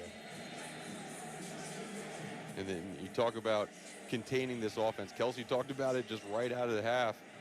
That is not going to be something that Pat Narduzzi is happy with. Randy Bates is going to tell his defenders, look, if we send pressure, we need to have confidence in you to match up man-to-man on the outside. No pressure on the quarterback that time, and still got beat deep. They have to keep the ball in front of him. Longman boots it over Turner's head. Pitt will take over from their own 25. As we saw in the first half, it was tit for tat. Each team seemingly answering the other team after a big play or a long drive. Now let's see what this Panther offense can do in Kenny Pickett. Remember that old commercial with Jordan and Mia Hamm? Like, anything you can do, I can do better. It's been that way this game. And if one quarterback will do something great, the next quarterback will answer. And now it's Kenny's turn to answer. It's been fun to watch. They give to Davis along the left side. Way too much pursuit by that Boston College defense. Drops him for a loss. Valdez was there on the stop. This Boston College captain puts Pitt behind the chains. Valdez is a real high motor guy. Will run inside out to the ball a lot. And right now, look, it's a 4-by-1, meaning 4 wide receivers to the bottom of the screen. It looks like they lined up wrong, motioning back over. And Boston College is showing pressure with Isaiah McDuffie lined up off the edge at the top of your screen. They back out of it. They bring just 3, so Pickett has plenty of time, but looking downfield for an open receiver. Has one in the middle and makes the connection. That looked like Jacques Louis, and it was who brought it in. It'll bring up 3rd and short. Kenny Pickett once again buying some time with his feet. He sees the defenders just peek inside and finds his receiver back across the middle of the field. Good recognition, finding the open man in the zone.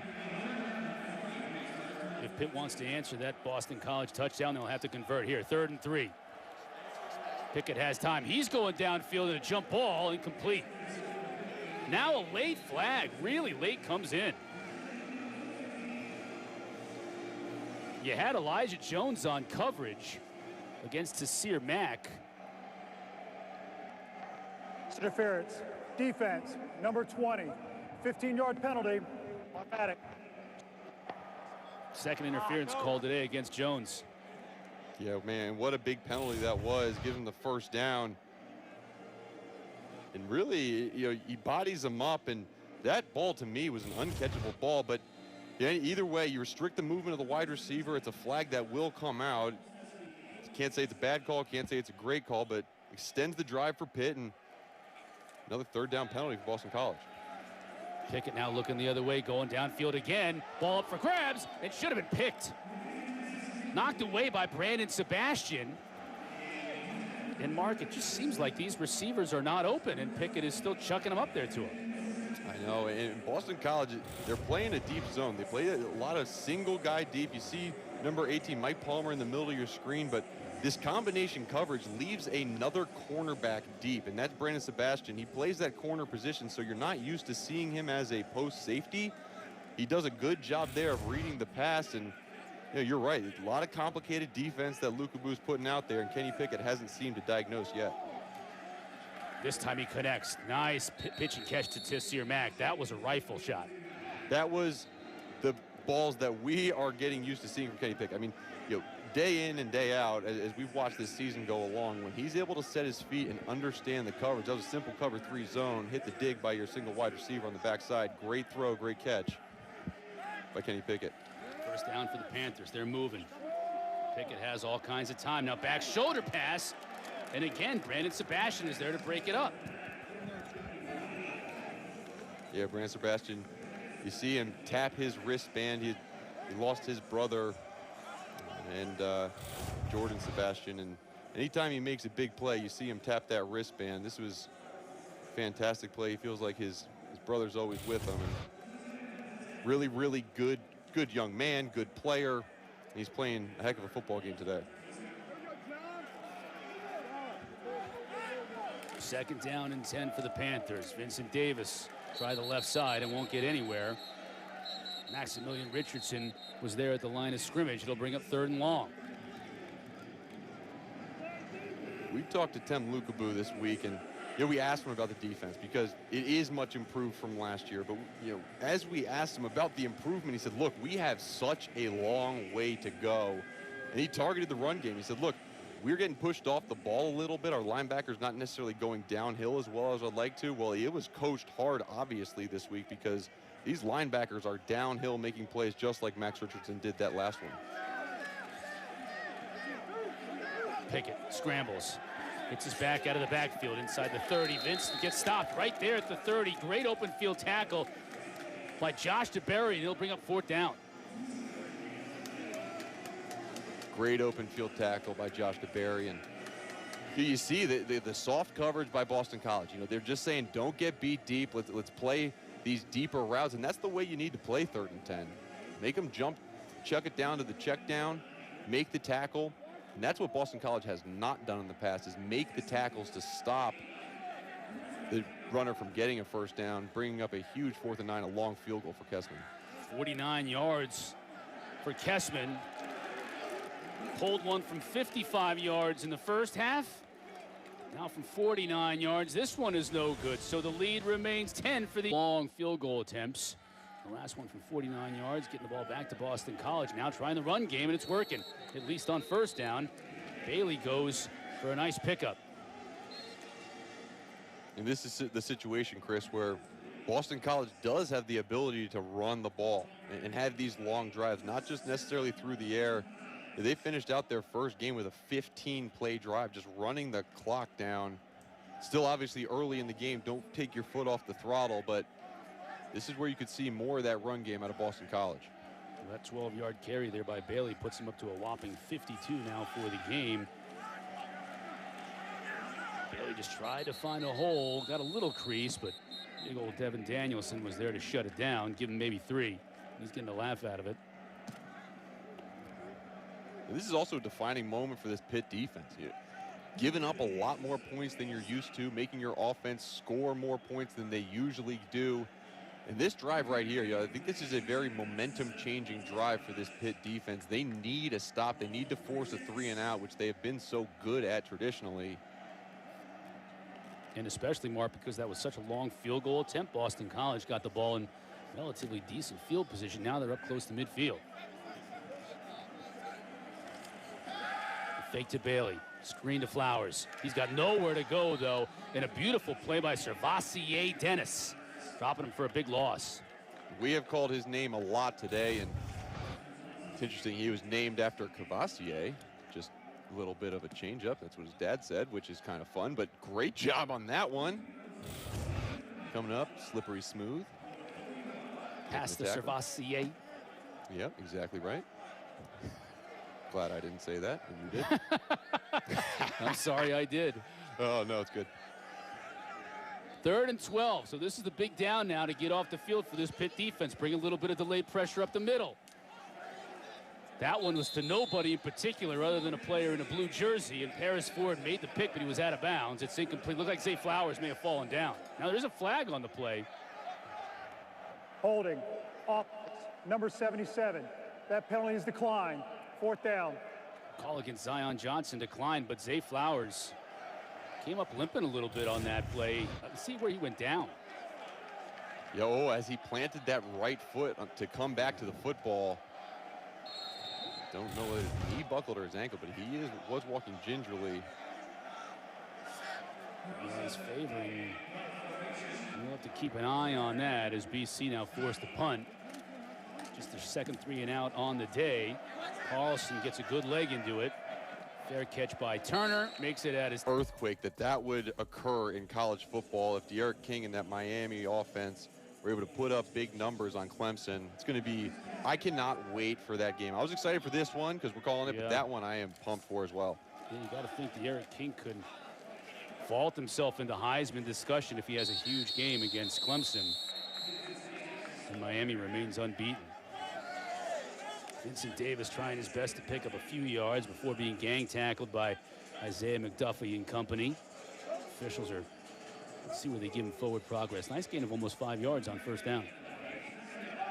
Yeah, good pickup. And we talked about how big that defensive stop was for Pitt. This is just as big a drive for Pitt's offense. Play fake, now over the middle. Good coverage, and Pickett not really sharp on some of these passes, and clearly Elijah Jones, who's had a couple of pass interference calls go against him. Good coverage there going across the middle. Yeah, you see Pickett running off the sidelines, not because he's being pulled. That's Mark Whipple, the offensive coordinator. He whispers a little sweet somethings to his quarterback as he comes to the sideline. Watch this pressure, watch this defense. It's funny, this year the coach's boxes has been extended all the way down to the 15, and Mark Whipple said that's beneficial to him because he does like to talk to his quarterback, especially when backed up in their own red zone. Pickett started 7 of 9, just 7 of 16 since, and he's under pressure here, escapes it initially, and he's just going to have to throw this one to his check down receiver. That's Moraga, the tight end. You do have a flag on the play. Let's check out the flag. Thrown in the backfield, defensive backfield. Could be defensive holding with the quarterback scrambling. Oftentimes that's the call you get. Holding. Defense. Number 20. Yard penalty resulted in penalty. 1st down. Just as I sang Elijah Jones' praises, he gets called once again. He's shaking his head, but it'll be a 1st down for Pitt.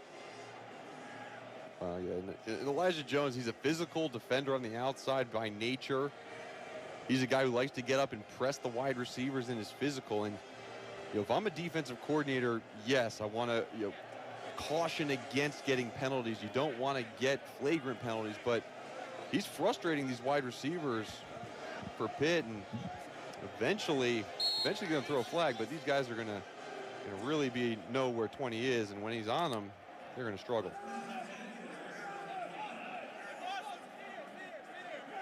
Fresh set of downs for the Panthers. Banacanda tries to reverse his field. 4 Eagles are all over him, and he gets dropped for a big loss. Well, they went with that formation into the boundary again. Last time they did a little rollout pass towards the end zone, but this time tried to run it with their speedy running back towards the big field, just sniffed out by the defense, and John Lamont was the first there. 2nd and 15 for Pickett. Pressure forces him out of the pocket. Banacanda got rocked. Couldn't make the catch. Brandon Sebastian was there to hit him hard. Brandon Sebastian tapping his wristband for his brother one more time. He has been such a great player for this defensive back for Boston College. I remember watching him as a freshman. He was a really good run support defender, but would jump the underneath routes a little too much, got beat deep. He's developed his game, large part to his head coach, Jeff Hafley, who knows how to coach DBs. And this brings up a 3rd and 15. This drive, just picking up this 1st down is paramount for Kenny Pickett. Keep momentum going on his side. BC brings just 3. Steps up, fires over the middle, incomplete. Number 3 covering number 3, and BC's 3 got the better. That's Jason Maitre covering on Jordan Addison, and they'll bring up 4th down. That'll go down as a dropped pass for Jordan Addison. The ball was a little bit out in front of him, but it hit him in both hands. And Jordan Addison is a young player. He's a very dynamic player. He's even, Pat Narduzzi said he might be the best freshman he's ever had play for him. But as he advances his game, those are catches that he will make. And again, a long career ahead of him. Christodoulou, the Australian punter, Gill at his 40. He can run with the football. Midfield, stays in bounds. Now they say he stepped out of bounds in Pitt territory, but an outstanding return. ACC news and interviews you could possibly want every single weekday, 7 Eastern on the ACC network and on the ESPN app. Let's see what BC can do now, starting from Pitt's 49, trying to get the run game going. A couple of yards for Bailey. They did this at the start of the game. They got the run game go a little bit in their first 2 drives, and then they went away from it almost completely. But now with a 10-point lead mark in this second half, you got to think that, boy, Coach Frank Cignetti would love to be able to pick up some first downs on the ground and get that clock rolling.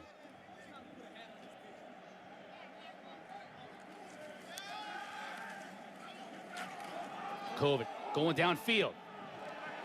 And this time Zay Flowers was impeded. He thinks so. The officials don't.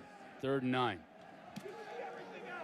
Yeah, he would love to get that flag call. I think it's a good no call by the officials. Just, get kind of tied up with the defender. But 3rd and 9, I mean, we talk about the big stop for Boston College defensively. And now, Pitt, once again, I mean, this Pitt defense has been so good at getting teams off the field. How big would it be to stop Boston College on 3 and out, especially in this part of the field? Long in motion, now comes back near side. Pitt's bringing some pressure. Jurkovec has nowhere to go. Trips on his own feet and goes down. Pocket collapsed. He tried to get outside and just stumbled. And it'll bring up 4th down. Very interesting, too, because of the pressure Pitt can contain up front. Watch the left side of your screen. You see number 80. That's Hunter Long, the #1 target. He has to stay in and block. And that's because Pitt is so good at rushing the passer that they can't get their #1 receiver out on routes. And that results in a big sack, and Servassier Dennis did the best thing I've seen someone do all day, was touch the quarterback as he was going to the ground, and he probably will get credit with that sack. Pro tip. Grant Carlson now looking to pin Pitt deep again. Takes a neutral bounce, and Pitt will take over just inside their own 20. Sunday's a big day on the ACC network. Our Sunday best. Field hockey, Virginia, North Carolina at noon Eastern. Then it's women's soccer doubleheader. Navy Pitt, Wake Forest, #6 Clemson. Then we got 14th ranked Duke and North Carolina. Always good when those two match up. And women's volleyball. Our Sunday best right here on the ACC network and on the ESPN app. 5:59 left in this 3rd quarter. Pitt trying to find that offensive magic that they had in the first 20 minutes or so in this game. Been stifled by Boston College's defense. They'll get it in that man's hands. He had a huge game last week against North Carolina. I'm sorry, not against North Carolina, against NC State. 8 receptions, 186 yards, and he was playing at a position, Mark. He was playing the slot. Yeah, he's playing a slot position. It's more difficult to go from that outside to inside just because you have to read leverages of linebackers and everything. He did a great job transitioning. Pickett's going to keep it. Good read on this one. Another 1st down. Good read by Kenny Pickett. One of the few times Boston College went man-to-man. You get all the linebackers' eyes on that running back, and the corner cleared out. Great pull read. And Kenny Pickett is so good at doing that. So here we go, just like that. Pittsburgh's at midfield.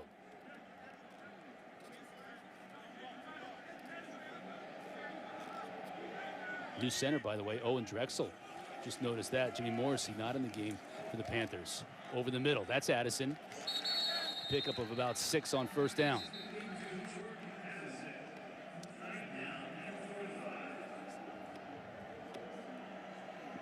Tim Lukabu was a guy, when we talked to him, he said... Downfield, number 80 of the offense, 5-yard penalty, replay, 1st down.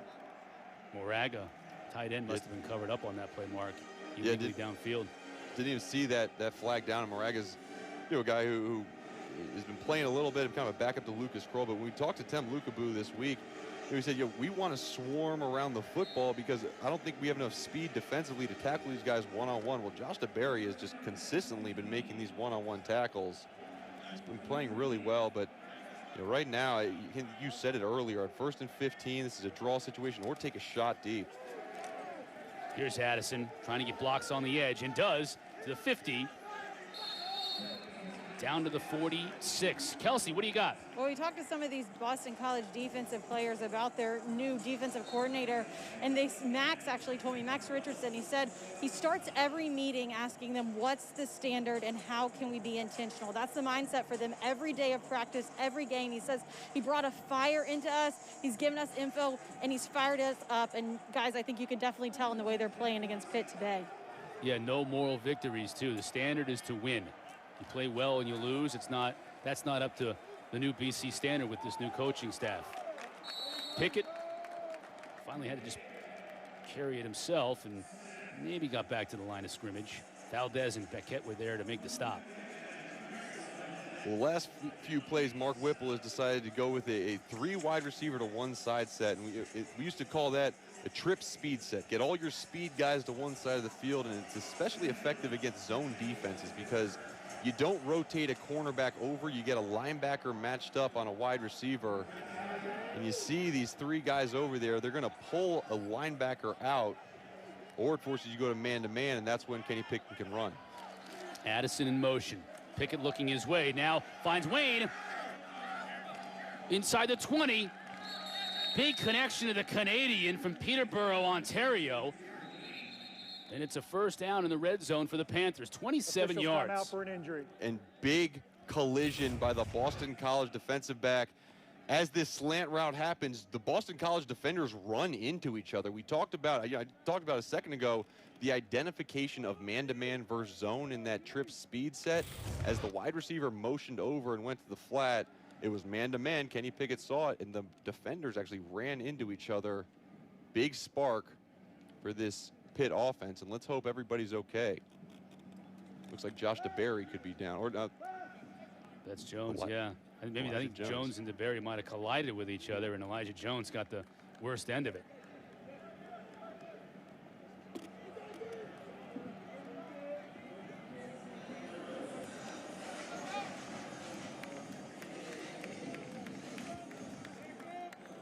Secondary's played tough tonight. You've seen Mike Palmer have to come out for a couple of plays. He's back in there.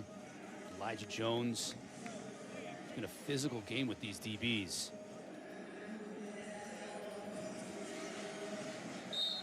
Here's a good look at Lukabu, new DC here in Chestnut Hill. Another first down. Mark at the 18 for Pitt. Empty backfield. BC brings just 4. Pickett now steps up, tries to carry it himself, and he'll just get back to the line of scrimmage. 96 Cam Horsley, the true freshman, chased him down. Boston College decided to play this empty set pretty much the same way every time. They get a jam on the inside and just floating linebackers towards that flat. And as Kenny Pickett looked over to his primary target, nope, he wasn't open. Secondary target, nope, he wasn't open. Went through his entire progression. Their first time out of the half. Couldn't find anybody open. Good job in that zone by Boston College. Pickett's limping to the sideline. Yeah, Pickett limping. And this is exactly what we talked about, Mark, all week long. He wants to be able to make plays with his feet. He's capable of it. But seeing him go into the tent, that's the last thing that Coach Mark Whipple and Pat Narduzzi ever want to see. Absolute. Let's take another look at what happened. Here's a look at Davis Bevel, his backup. He's going down, and anytime you got 2 defenders wrapped around your legs, one hitting you up top, and you want to gain those yards, but ankles get rolled up on. Ooh, right there, yeah. Ooh, his ankle looks like it just got rolled up on by the big body defensive lineman, Luke Beckett. Yeah, these are 2. Basically, that's 3 big old defensive linemen falling on you. About 900 pounds. So Davis Bevel, the freshman from Greenville, South Carolina, now in the red zone for the Panthers. They give to Davis. Well, that'll help. 10. inside the 5 before being brought down by Maximilian Richardson at the 3. And that's Joey Yellen. My bad. I'm sorry. Davis Bevel is not in the game. Joey Yellen, who is the transfer. Got a big-time transfer waiting in the wings. Now he gets an opportunity to possibly lead Pittsburgh into the end zone and get him right back into this game. First and goal from the 4. Again, the give to Davis. Spins into the end zone for the score. Great job by Vincent Davis. You mentioned it early in this game. He's the smaller back, but they love using him on short yardage because he is so good at shifting his weight, shifting his body position, and scooting up the field. Looks like it was kind of blocked off by Boston College's defense, but a good jump cut by Vincent Davis to get in the end zone. And when your starting quarterback comes out, you better be able to run the ball. Great job by Pittsburgh to end that drive with a touchdown. Kessman now for the try. Just inside that right upright. And Pitt, despite losing Kenny Pickett on this drive, at least temporarily, gets 2 running plays and a beautiful jump cut that time by Davis in the backfield, springing himself into the end zone. Great play. And he's emerged. He's emerged as their lead back. They didn't know coming into the season who was going to be their back. They had 5 guys play in that opening game. They thought Izzy Abanikanda might be the guy as a true freshman, but Vincent Davis has just really taken over that job because he can make guys miss. He can make guys miss in the backfield. He can run them over even though he is small. But gosh, what a relief for this Pittsburgh offense and Pittsburgh team that he was able to score that, because if they came away with that drive without a starting quarterback and without points, it would be very tough for them to come back in this game. Kelsey's down on the field. Kels? Well, Mark was just touching on the fact that they're still looking for figuring out who their lead running back is. We've talked to head coach Pat Narduzzi about it multiple times, and one of the things that he said is it's really hard for these running backs to gain confidence in practice against their defense. Gill takes the kick, brings it out to the 24-yard line. Let's see if Boston College can answer. Yeah, we'll Kelsey, keep an eye on that tent back there, Mark, to see if Pickett comes out, because otherwise it might be Joey Yellen's team now the rest of the way. Yeah, no, and Kelsey makes a good point.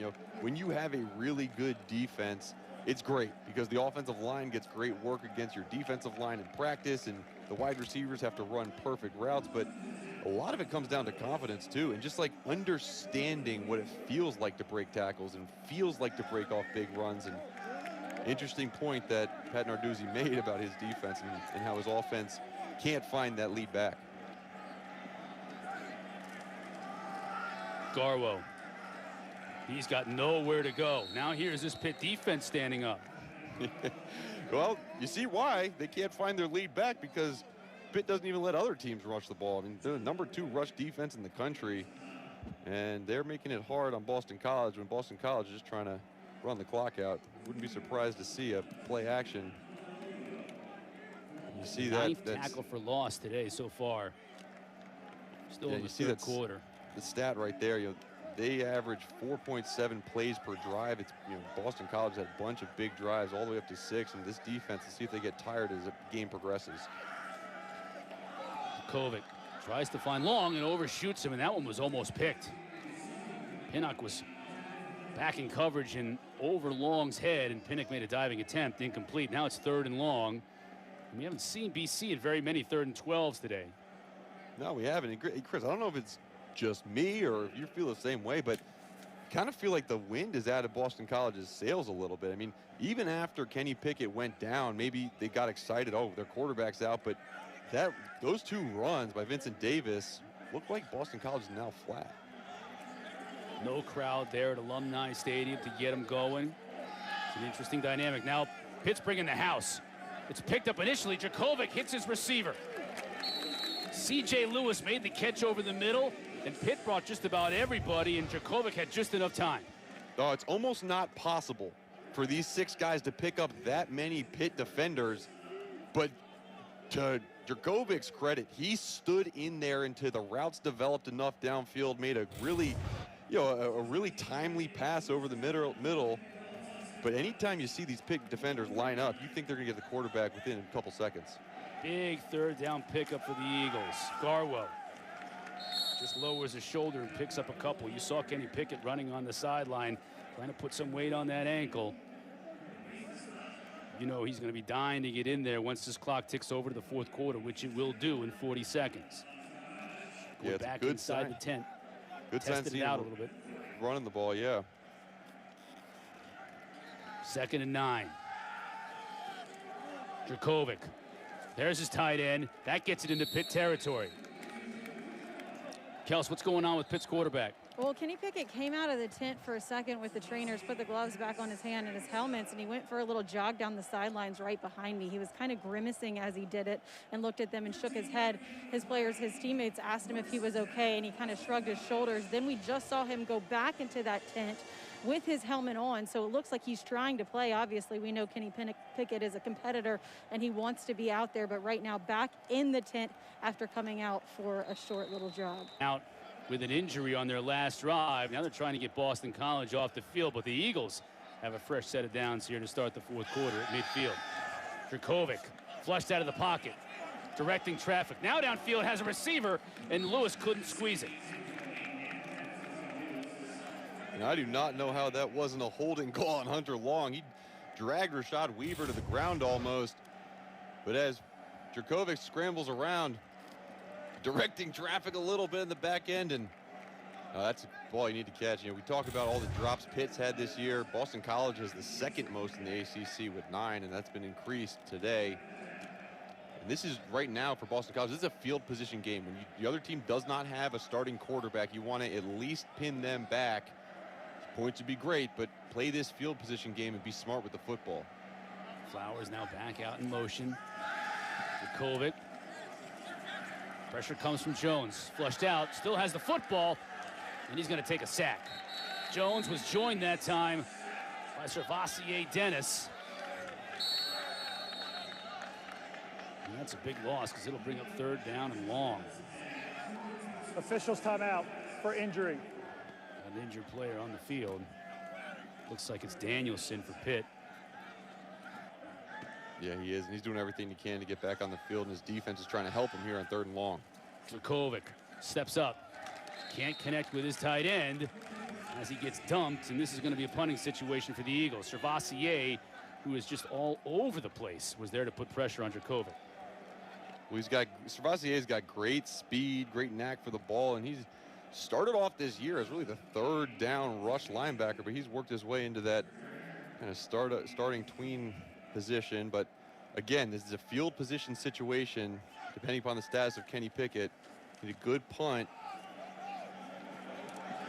This one will take a bounce, and it'll take a BC bounce, and Turner lets it go, and this one's going to be killed inside the 5. Ooh, did they oh my wait goodness. too long?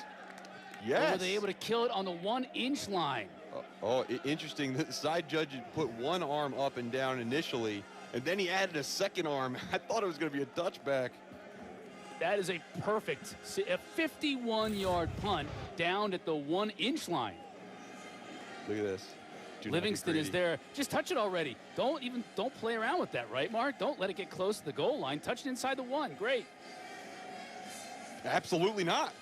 Right here, just touch it. Chill it. Don't let it roll to the line.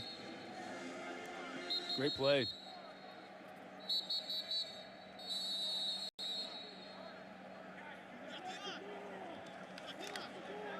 Carlson getting the congratulations from his teammates. That's job well done by a punter.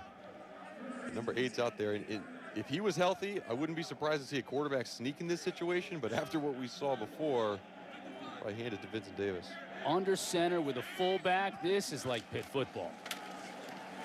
Davis, ooh, he almost got through that hole too. Gets him some breathing room out to the 4. He was an arm holding on to him from maybe going 99. Oh my goodness. Chibuzi Onwuka, number 9, just gets a right arm in there and barely slows him down. It's a defense's worst nightmare, and you get that everybody stacked around the line of scrimmage, no second level defender. Could have broken that one for a huge gain. Mike Palmer might have been there to stop him, but Davis would have been one-on-one with the safety, and that would have been it. So a little breathing room. Now Pickett back to throw. Going up top. Receiver well covered. Flag down. But again, Brandon Sebastian is there on the coverage. Nicely on DJ Turner. Flag seems to be around the line of scrimmage, not in the area where the receiver was. It's like a legal formation or legal motion on the offense. That's the preliminary indication. Illegal motion. 7. The penalty is declined. 3rd down. The call was against DJ Turner.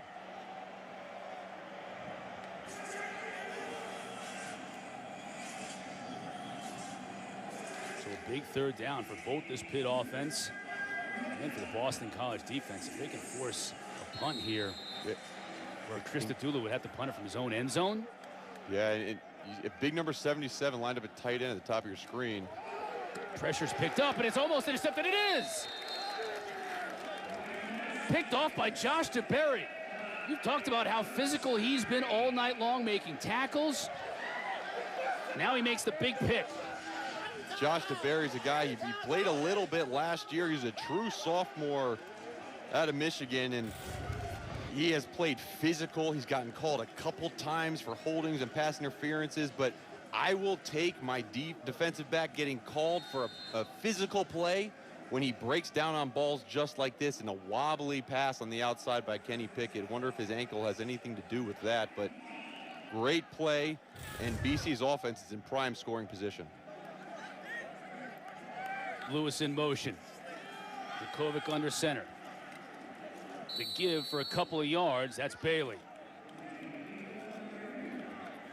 Phil Campbell on the stop. This is, as you see Pickett contemplating both the injury and now the interception, which is just his 3rd interception on the season. But this is when, you know, you've got an offensive coordinator in Frank Signetti, and boy, he would just love to be able to run the football here, not only just to score, but to take time off that clock with his team up 3.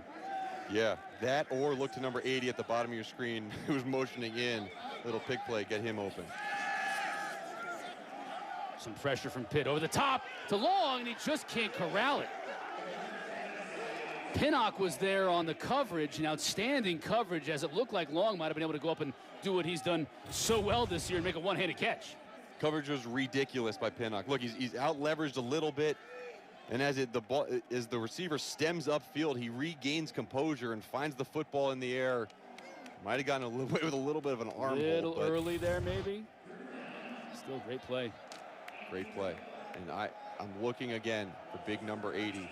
This is a really good matchup between, you know, a taller 6-foot Boston Jason College. Pinnock and Their first time out of the half. 6'5" tight end. We'll see what Timeout.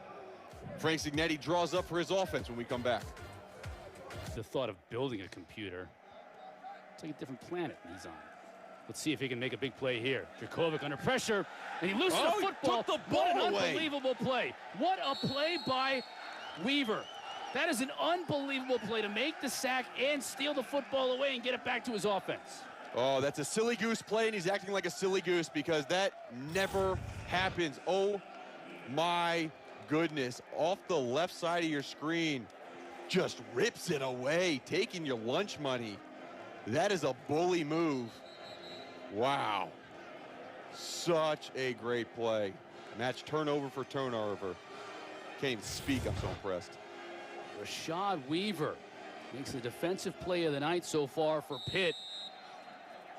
Kelsey, what do you got down on the field? Well, I actually talked to Rashad Weaver this week, and let me tell you, this is a guy who is definitely happy to be out on the field. Missed all of last season with an injury, and I asked him how hard that was for him, and he said it came in spurts, but what he did was he came up with competitions for himself throughout this offseason when he was working and when he was rehabbing last year to try and get better. Now he's back, and he says he doesn't have anything to prove, but he wants to continue fighting for every play. Huge play, fought for the ball and won it. And Jurkovec to get it back to his offense. Now Pickett, what can he do? First a short pass to Vincent Davis, now to Addison.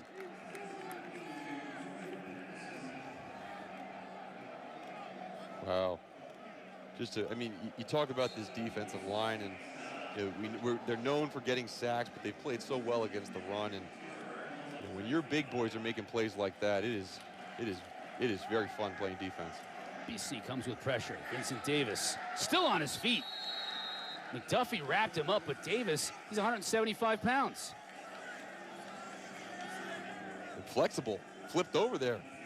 Stayed on his Got feet. an extra 3 or 4 yards, 8 yards on the pitch and catch on that one.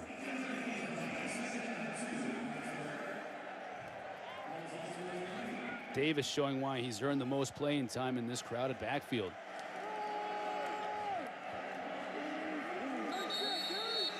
That time, Chibuzi Onwuka, the transfer from Buffalo, just ate him up.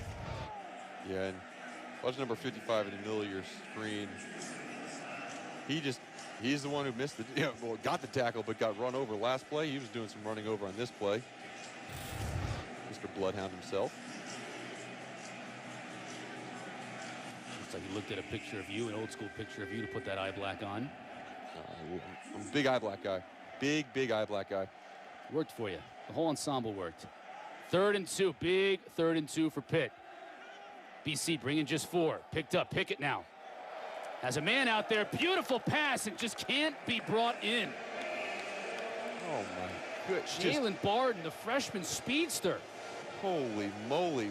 You know, great play, obviously, by Pitt's defense, but then it matched by this play. I mean, beat on the play. Josh DeBerry, head down, finds the football. Once the receiver's eyes go up to the ball, he sticks his hands out. Unbelievable defensive play. It's going to bring up a 4th and 2, and Kenny Pickett was healthy. It could be quarterback sneak situation, but he's lined up in a shotgun, going for it. Big play in this game. From their own 44, Addison in motion, Wow. and we've got movement. Carter Warren can't believe it. Just couldn't keep the stance. Offense, number 77, 5-yard penalty remains. 4th down. The tension was too much, Mark. Look at the fog around Narduzzi's mouth. That dude is screaming right now. It's discombobulated. The visor is in a different spot. The face shield isn't on correctly. A lot of steam underneath that face shield. Now forced to punt. Jalen Gill is back to field it.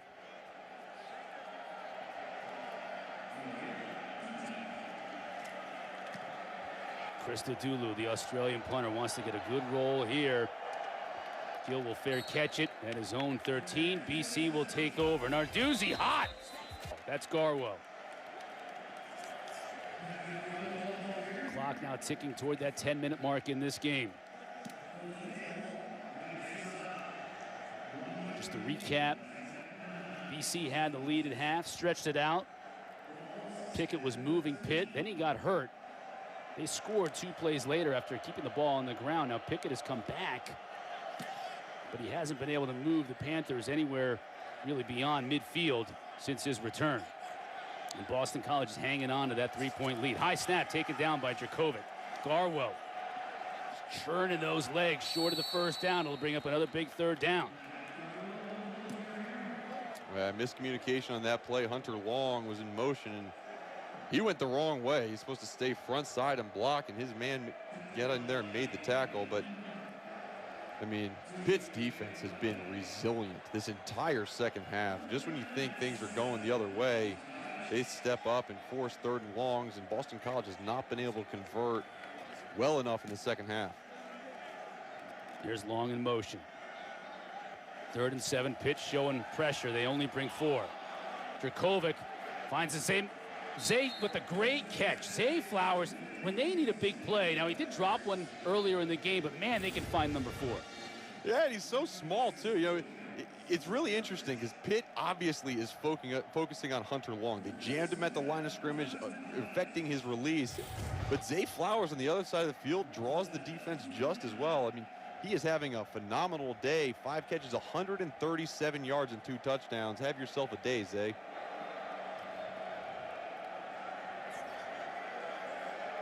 Big 1st down for Boston College, deep in their own territory. Bailey in motion. Jurkovec looked like he wanted to throw it after he tucked it to run.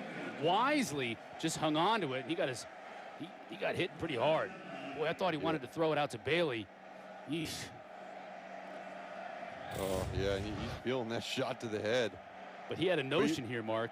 Oh, you're absolutely right, Chris. And you know, as he's doing that, I guarantee in the back of his mind, he just hears Frank Signetti yelling at him, saying, "Don't do that.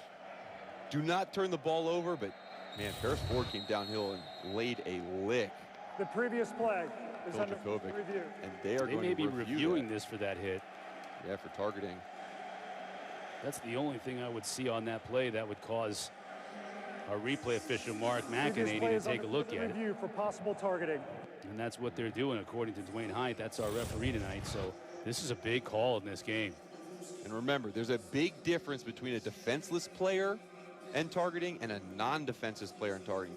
Phil Jurkovec is not a defensive player in this situation, as he's a clear runner of the football. So it needs to have the crown of the helmet hit the helmet of the runner. And to me, it looks like Paris Ford leads with his shoulder pad. But, you know, who knows? I mean, it's slow motion. It could be partially on the side of the helmet. And I think that a misconception is that the crown of the helmet is, you know, like the top of the forehead. But the crown of the helmet extends really around the entire top of the face mask, around the side of the helmet. So this is going to be an interesting call by these officials. Paris Ford, the all-ACC safety, hometown kid from Pittsburgh. Call on the field was no targeting. That's important because now it has to be changed by the replay official, Mark McEnany. Take another look. What hit shoulder first? to shoulder? Yeah, I mean, interesting. Yeah, it's obviously intended to go shoulder to shoulder. After further review, there is no foul for targeting. Good call, Chris. I like that call. Good call. Yeah, no targeting, just a little bit of a bell run by Jurkovec. He got up slowly from that hit. Both these coaching staffs couldn't talk enough about how tough these quarterbacks are, though. They've shown it all season long and continue to show it today. Taking hit after hit and bouncing back.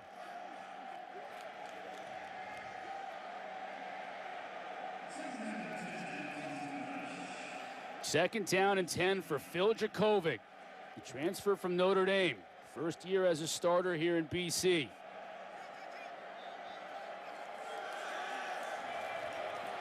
Pressure coming on the outside. Gets it to his running back, but he's going to be dropped for a big loss. Tyler Bentley was there to bring him down.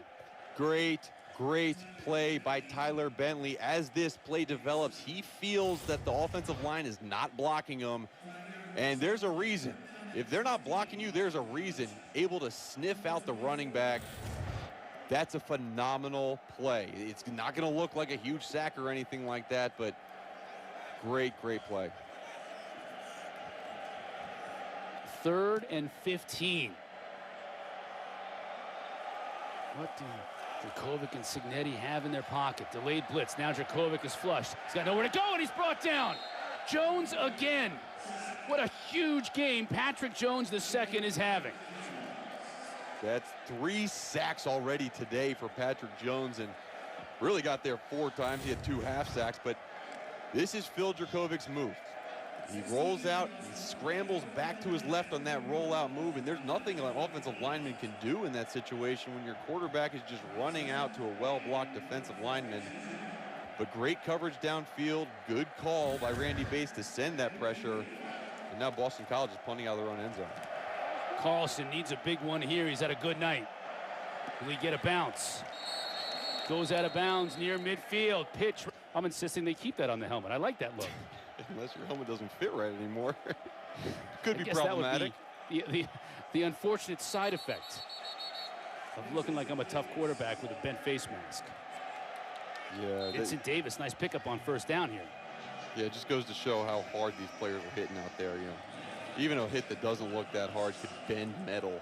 That's pretty crazy. Pickett again under center. Now the jet sweep. Shockey Jacques Louis, not much room to run that time.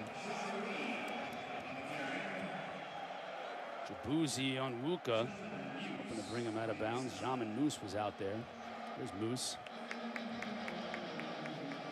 Clock now under 6 minutes. Look at Pickett. He's got his left ankle completely taped up, limping onto the field.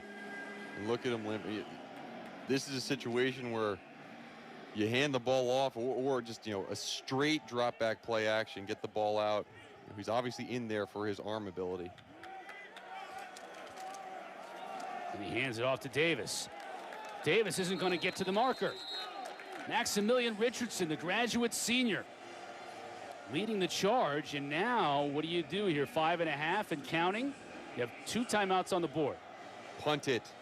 Punt it away. You got a phenomenal defense who's been playing great this second half. I'm punting it away, but in there. 4th and 5. Pickett, bum, ankle, and all. He's staying in there. Now BC's making some changes on the defensive front. Yeah, well, I kind of forgot they were on the 40-yard line. It makes a little bit more sense going for it here because a little bit out of Kessman's range. Pickett going to get out to his running back, and a big hit dislodges the ball. Brandon Sebastian. He and Josh DeBerry are playing some unbelievable football today. Oh, my gosh, they really are. And I mean, talk about, first of all, the toughness by Kenny Pickett. Obviously hurt, rolling out to his left, making this throw on the run. But then Brandon Sebastian running all the way across the field, fighting through traffic, and coming up with a huge play. His defense is crowding around him for a reason. That was a phenomenal play in a huge situation. Pickett beating himself up. He's already got the ankle. Left ankle taped up from earlier in this 4th quarter. Couldn't convert on 4th down. Hoping for one more shot. And BC now with the football at their own 40. How much of this 4 minutes and 54 seconds can they run off the clock? Jurkovec under center. Lewis in motion. The give to Garwo. Just couldn't get past that first group of Pitt defenders. Pine led the way from that linebacker spot. Garwo loses his helmet. He'll have to sit. Officials timeout for a helmet. Wow, I mean, this Pitt front 7 has been so good, and the ability for the defensive line to hold their gaps has allowed these linebackers to just fly downhill. I mean, Chase Pine, Phil Campbell, Cam Bright are consistently a yard and a half behind the line of scrimmage making these plays.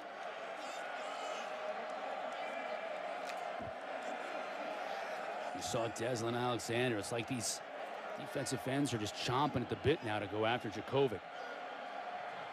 Lewis in motion again. Pitt comes with pressure. Bailey sidesteps the first would-be tackler, but then can only pick up maybe a yard or 2.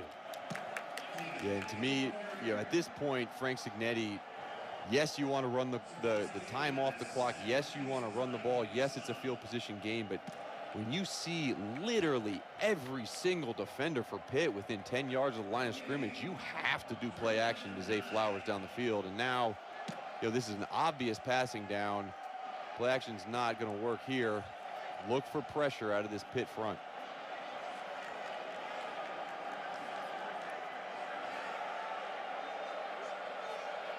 Big 3rd down and 9. Pitt brings just 4, now 5. Trying to get it to long. And again, Servassier Dennis was there on the coverage and couldn't connect.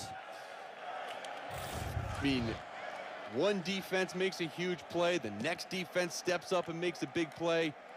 You see, it looks like Hunter Long lost his footing a little bit, slippery on that out route.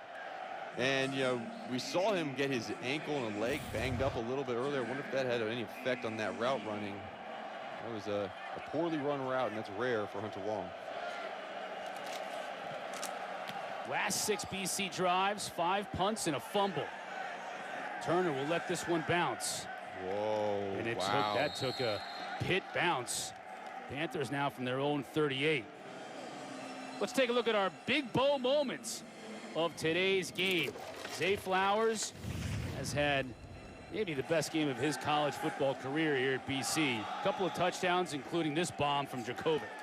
Yeah, and he's used his speed well on the outside, but I've also been impressed with his ability to come back and run these routes effectively and efficiently, because this is a guy who doesn't just have top-end speed. You can throw him out in the flat, you can throw him on a comeback route, and he's been effective all day. Zay Flowers has had himself one today. For the 2nd week in a row, nervous moments for fans of these two teams. Now 3.5 left to go, wide open. Shockey Jacques Louis from Pickett, and just like that, they're into Boston College territory. Kenny Pickett recognized that cover 3 with the corner bailing, and a linebacker just did not push out to the flat fast enough. Again, zone defense by Boston College. Plenty of time. BC brings 4. Pickett can't hit his receiver that time. It was Trey Tipton, the senior. It's interesting, you know, Pitt all year has played against a lot of man-to-man teams defensively. Boston College, zone defense, a little bit different in terms of route running and leverage. You're seeing a ton of cover 3. Looks like it'll be cover 3 again. Again, BC bringing just 4. Pickett has all kinds of time. Will they rule it a catch? No, incomplete. Maitrey was down there on Addison. And Maitrey is shaken up a bit.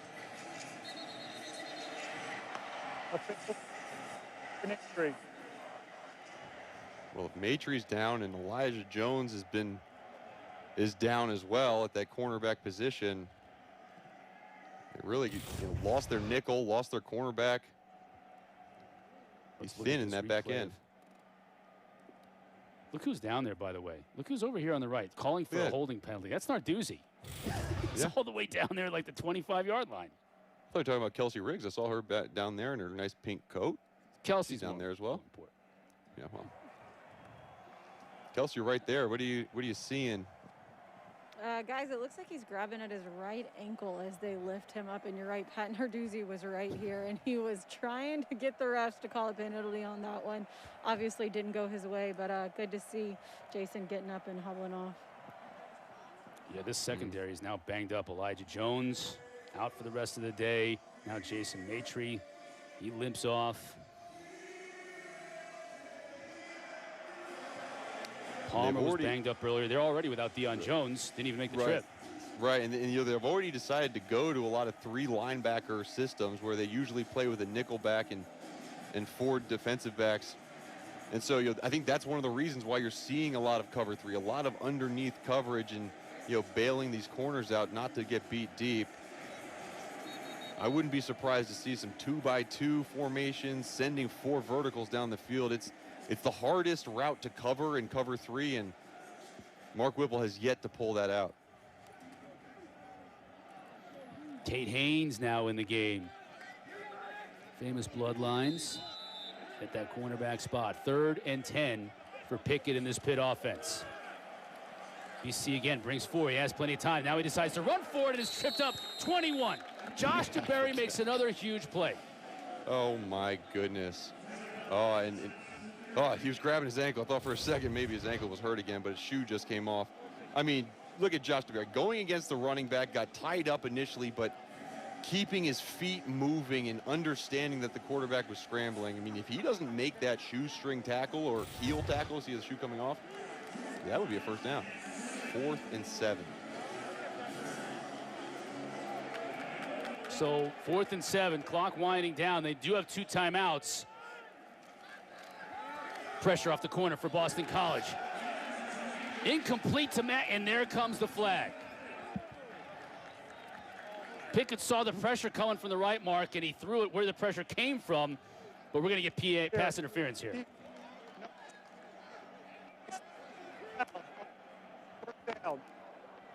Oh, Chris, see, you've been listening to what I've been talking about. Quarterbacks replace the pressure with the football. And yes, that right arm around Taysir Mack's back. And I mean, Brandon Sebastian's had a phenomenal day. They brought that safety pressure, made Kenny Pickett get it out fast, but he knew where the pressure was coming from. And really good thing happened when you replace the pressure with the football. And 1st and 10 at the 31. Now Pitt is in business. Pressure up the middle. Pickett gets rid of it. Complete to Shockey Jacques Louis for a minimal gain. Sebastian was right there to bring him down. Just a reminder about Kessman. He has got a big leg, but he has missed 2 field goals today. They're within his range, but you got to wonder where his head is at now. Exactly. And Tem Lukabu, you see what he's doing right now. He knows the quarterback's hobbled. He's sending pressure, sending one more than the offensive line can block, knowing that he can't scramble and throw it away. See if he brings pressure. That trip speed formation again. Look for number 3 coming across the field. He's bringing it. Running back stays back to protect. Incomplete. Almost a great catch. But Tate Haynes was there to break it up. And it looks like Josh DeBerry is on the ground. They're getting helped up now, which is great. But how about this? Number 7, Tate Haynes, coming in right off the bench. You think the fact that Jeff Hafley taught defensive backs in the NFL doesn't come into play right now? I mean, you get a guy coming off the bench cold and making a phenomenal play on the football, forcing a big 3rd down. Talked about Kessman, the kicker. I'm sure Pitt's thinking 6, not 3. They need to convert this 3rd down to keep this drive alive. Boston College showing pressure again. Now they've come with it off the edge. Pickett's in trouble, and he's going to get sacked, and that's a huge loss. Oh, my goodness. Boston College. I could not get over Tim Lukabu's play calling. He is showing pressure towards the bottom of the screen, bringing safeties from 12 yards away, and just cut loose Maximilian Roberts. Both Maximilians in on this sack. There's Maximilian Roberts and Maximilian Richardson. It's a Maximilian sandwich on top of Kenny Pickett. And now the clock is still winding down. I don't understand why why Pitt rather didn't use one of their 2 timeouts there. Clock inside a minute on 4th and 20. I don't understand why didn't Narduzzi call a timeout as soon as that sack happened. Timeout of the half. 30 The seconds. only thing I can think of is that they knew they were going to go for it on 4th down, and basically this play is going to be either a touchdown or it's going to be game over. So in my mind, they're going to throw the ball to the end zone, and then they don't want enough time for Boston College to get another chance to drive down the field. I mean, that's the only reason you'd let the clock run down, and that's really your only option on 4th and 20 with your quarterback still in the field. I just feel like if you convert on 4th and 20, you get a 22-yard play. Well, don't you want a minute or more to be able to try and get 6 instead of 3? Well, especially now they're going to. Now you're kicking the field goal, so yeah. Timeout. Boston College, their second timeout of the half. 30 young seconds. Man has a leg. This is going to be about 58 yards. Kels, what do you have on this kicker? Well, I actually asked Pat Narduzzi about his kicker when he was coming out for the half, because you guys, as you've talked about, he started off this year missing 3 field goals and then got back on track. So I asked Coach Pat Narduzzi, did he have any concerns about his kicker coming back out? And he kind of shrugged. He said, look, that was a 55-yarder. What can you do? You're not going to make it every time. Wasn't worried. But then when you come back out and you miss a 49-yard field goal, you do worry about the mental game with these kickers. You know, it gets in your head a little bit. Obviously, lots of pressure now more than ever with the game right here on the line. Yeah, and you saw Pat Narduzzi's face for just a brief second right there, and he was still contemplating, is this the right decision? And Boston College do not jump off sides. Look, they are down on one knee, putting a lot of faith in number 97. That's great. They better make sure they don't cover up that center. New rule in college football. 58 yards. This would be a career long for Alex Kessman. Good hold, good snap. Puts his foot into it, has some leg, and it's good. Oh my goodness. Wow. That's why you run the clock down, because you know you got a kicker who can make it from 58 with room to spare. Chris, you gave me a movies to watch list over this past winter, and Dumb and Dumber was on it. Will you go and do that and totally redeem yourself, Alex Kessman? Fantastic job. And Kelsey, the faith to put in that kicker in that play. Wow. A career-long 58 yards for Kessman. Look at Narduzzi and his team. Brilliant. Brilliant move to run the clock down to 46 seconds. Oh my goodness, that was phenomenal. We've seen some phenomenal plays offensively and defensively, and that might not look like such an athletic or physical feat, but that is almost impossible. He just flexed. He flexed as he walked over. Flex away, young man. Kessman now to kick off, and you know the adrenaline is flowing as he Boots this one right out the back of the end zone. 40 seconds left for Phil Jurkovec, starting from his own 25 to make something happen. And what School record 58-yard field goal by Kessman. Well, Jurkovec is beginning to write his legacy at Boston College. This could be the start of it right here. I mean, in what better way? I mean, you're a quarterback. These are situations you live for. Drive the length of the Pitch field, shows 40 pressure. seconds. Now they come delayed. Over the middle. Hits Hunter Long. Clock stops, first down. Gets the line of He's scrimmage. got one timeout.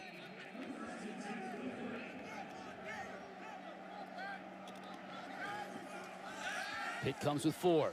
Jurkovec flushed by Jones. He'll keep it to get what he can. Stays in bounds. Now they're going to rule he went out of bounds after picking up about 6.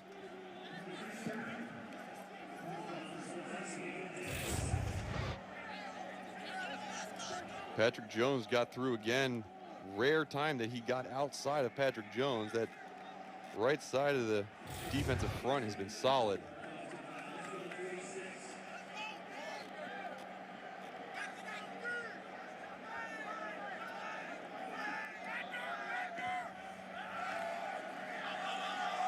Jurkovec quickly has Long, makes the catch. Clock stops the first down again. Boston College still has one timeout. Now they're getting close to Bumeri's range. Wouldn't be surprised to see a spike here, run with the ball, spike it, get a play called. Doesn't look like it. They're going to go, continue to go. Again, Pitt bringing 4. Oh, maybe just a little miscommunication that time between Jalen Gill and Jurkovec. Wow. And he had him beat too. Give a little stutter. Pinnock bit on the stutter. I mean, what's going through this young guy's head right now? I mean, you know, we talk about Matty Ice, Matt Ryan at Boston College. If he pulls this one off, they might figure out a pun with Ice in his name. They still have a timeout on the board. Pitt calls timeout here. Timeout. Pittsburgh, their third and final timeout of the half. 30-second timeout. Randy Bates want to set their defense here. The entire field is open to Jurkovec because they do have that one timeout mark. Yeah, they do. And really, this is a good timeout by Pat Narduzzi. His defense is tired, and he wants his best pass rushers in this situation. But you're absolutely right. This is the same situation that we saw in the end of the first half where Pitt had really every option available to them. You can use the middle of the field. You can throw it to the sidelines if need be, because you do have the ability to call timeout to stop this clock and set up a field goal. And that's an experienced head coach. By the other side, you got Jeff Hafley.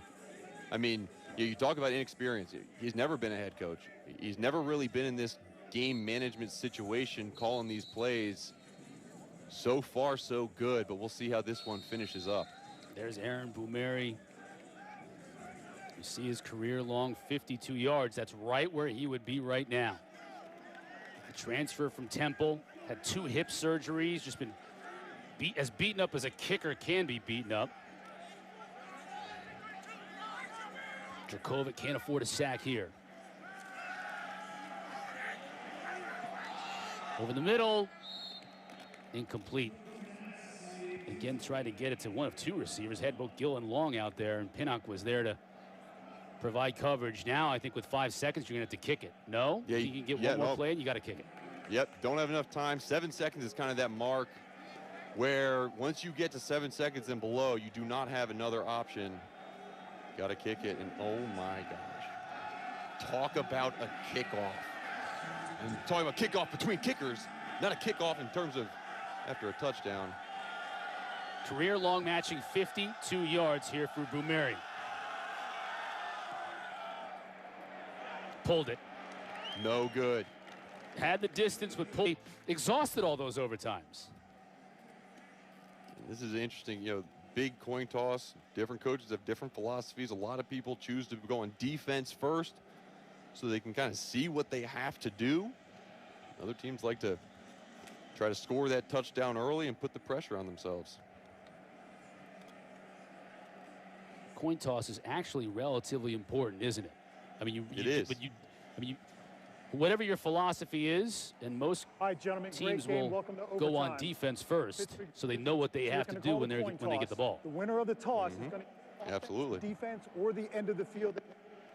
We will have one timeout for each period. 10 from the 25-yard line. Any questions? Any questions? What is your selection? Tails is called. It is tails. You won the toss. We'll go on defense first. You're going defense. Which end of the field do you want to play on? We want to defend that end zone. All right, so you're going to go on defense down there.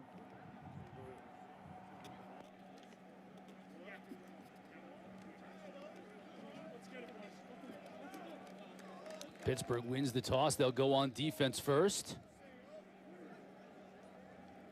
And Pittsburgh's defense has been very good in this game. Mark, they've given up some yardage, more yardage than they're used to getting, but they've put a lot of pressure on Jurkovec, especially here in the second half.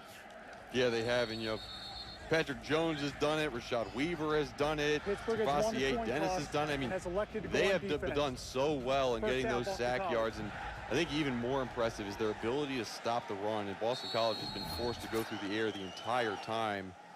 And every time they pressure, too, Hunter Long has to stay in and block. Let's see if they dial up more of these pressures, trying to neutralize that big tight end threat that Boston College has. Coach Narduzzi has had some success in overtime, 3-0.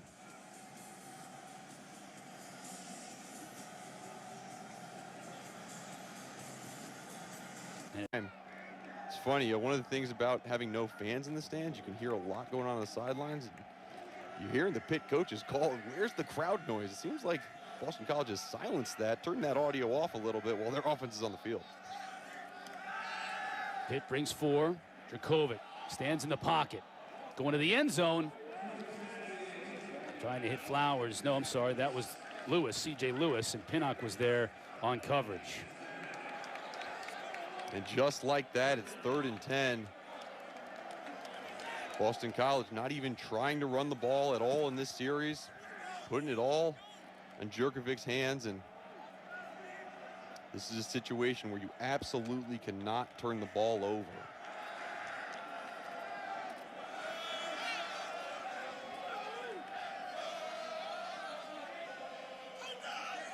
With all the sacks, Boston College has negative 12 yards rushing in the second half. But Jurkovec steps up now to the end zone into double coverage. Touchdown! Zay Flowers. Have a day, Zay. Oh my goodness. You saw a clean pocket for really the first time in this fourth quarter. And Phil Jurkovec is able to step up in this pocket and deliver a strike to his wide receiver. Unbelievable double move, coming across the field and turning up. Jason Pinnock was all over it, but Zay Flowers, too quick. Great throw by his new quarterback. Not receiver, obviously. Boumeri with the PAT.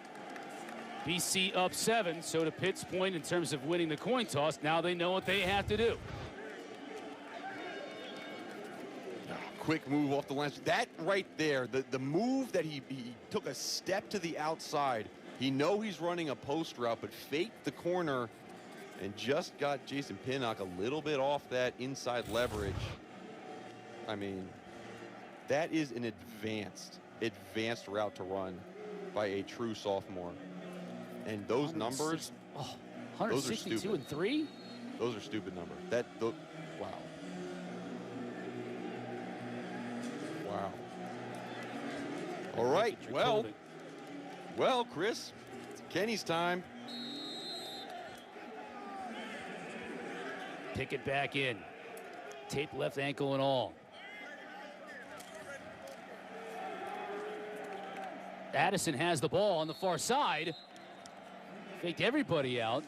And Addison was able to pick up about 7.5 before Isaiah McDuffie brought him down. Good pickup. That'll go down as a reception. It was a little forward toss to Addison.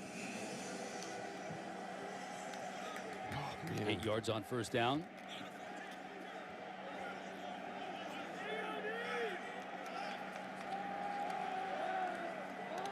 Pickett with time over the middle. Ball batted down, incomplete.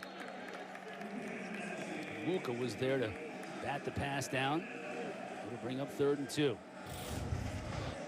Good job at the line of scrimmage. If you can't get to the quarterback, get your hand up in the air. And it looked like there's either Nwuko or Brandon Barlow coming off the edge. Kenny Pickett knows he had a receiver open.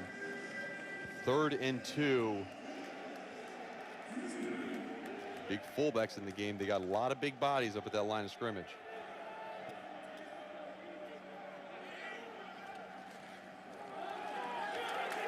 And Vincent Davis is stuffed. On Wuka again. Chibuzi Onwuka transferred in from Buffalo this year and has made some big plays, but no play bigger than this. I don't necessarily understand why there was so many people pulling on that play. You had a right guard pulling, a left guard pulling. I think someone made a mistake. It's a rare goal line formation, but now 4th and 7. 4th and 7 to stay in the game for the Panthers. BC showing pressure, they back out. They come with just 4. Pickett has all kinds of time. He'll run for it, and he'll get there. Whoa. On a hobbled ankle. With a messed up angle. And it's interesting, I'm not sure if Isaiah McDuffie understood the situation. Number 55 drops out in the middle of the field and is almost mirroring Kenny Pickett and pulls up right at the last second. We've seen Kenny Pickett use that little stutter move, and it worked there again, but oh man, no timeout called. Great play by Kenny Pickett. And now he's out of the game, Wildcat formation, or he's out in the wide They out. split wide right with Sibley running the Wildcat. Big tailback, first time we've called his number today, and he picks up maybe 2. Todd Sibley Jr.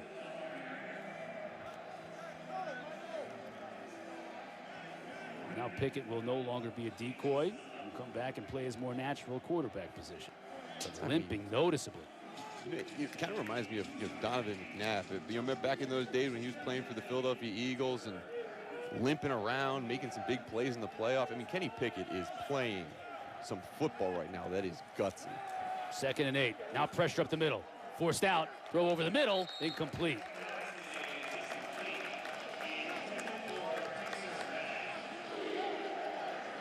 Third and 8 now for Pitt. It's definitely a 4-down territory.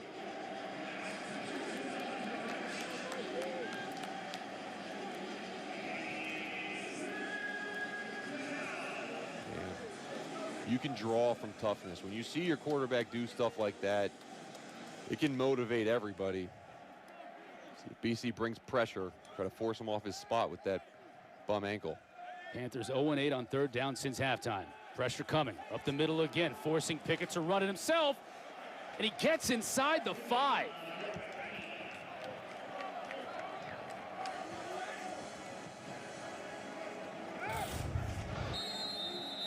Chris, it's getting emotional here in Rowayton, Connecticut. I am sitting in my office just amazed at what Kenny Pickett's doing right now.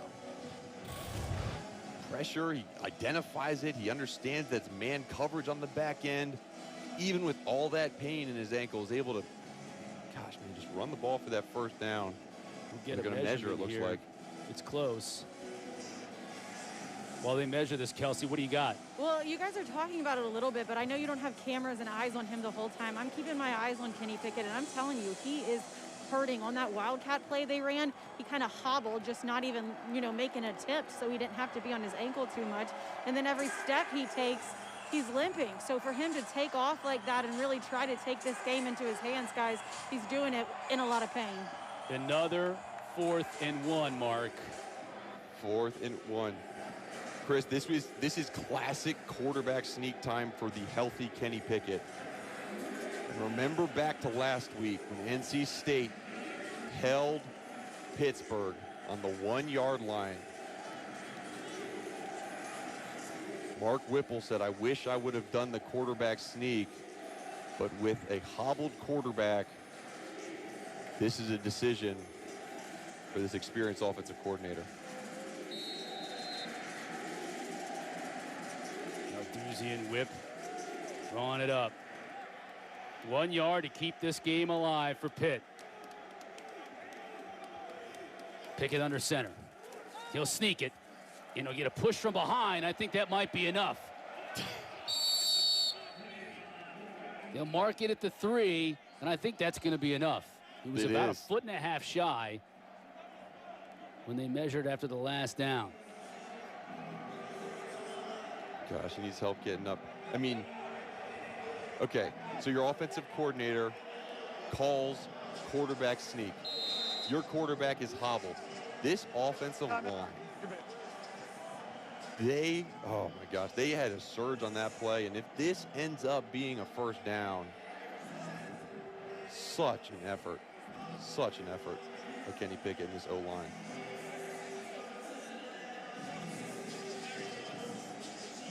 Well, this measurement is going to be for the game.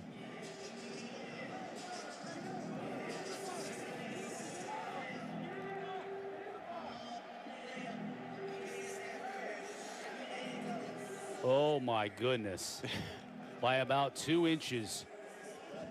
Pitt stays alive. Stays alive, and it's not over yet. They still got another couple yards to go. Look at that offensive line just fall forward. And Vincent Davis pushing his quarterback from behind. But Boston College defensively, I mean, they got to be kind of tired. They got to be winded, but you still have 1, 2, 3.5 yards to keep this offense out of the end zone. First and goal for the Panthers, trailing by 7 in the first OT.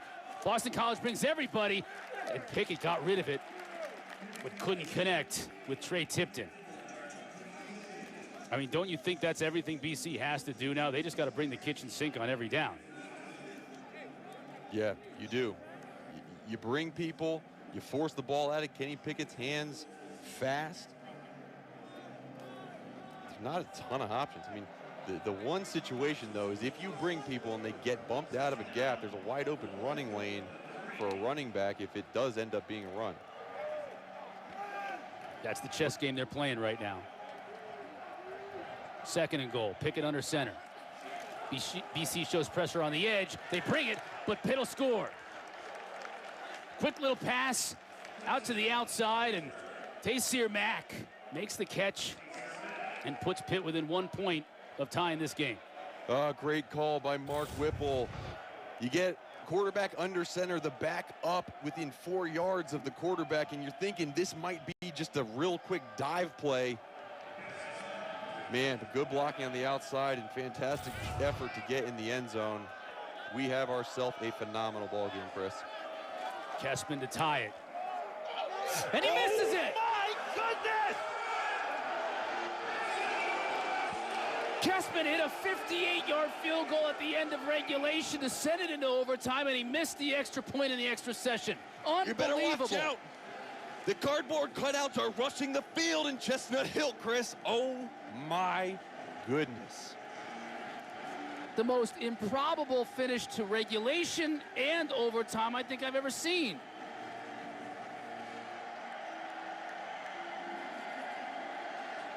Wow. And yeah, this is one of those games you just almost don't want to see, and it just pushed it. It's been gutsy play after gutsy play by both teams, and when it comes down to it at the last play of the game, which should be an easy chip shot extra point. The hold was good. The snap was good. The laces were out. Kessman heartbroken. A.J. Davis, the senior, fellow senior, offering words of encouragement, his teammate.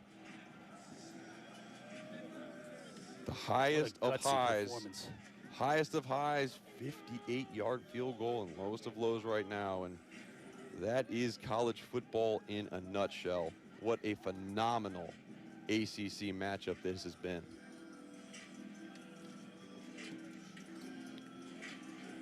As you and I found out last year when we did Florida State and Louisiana Monroe, you cannot assume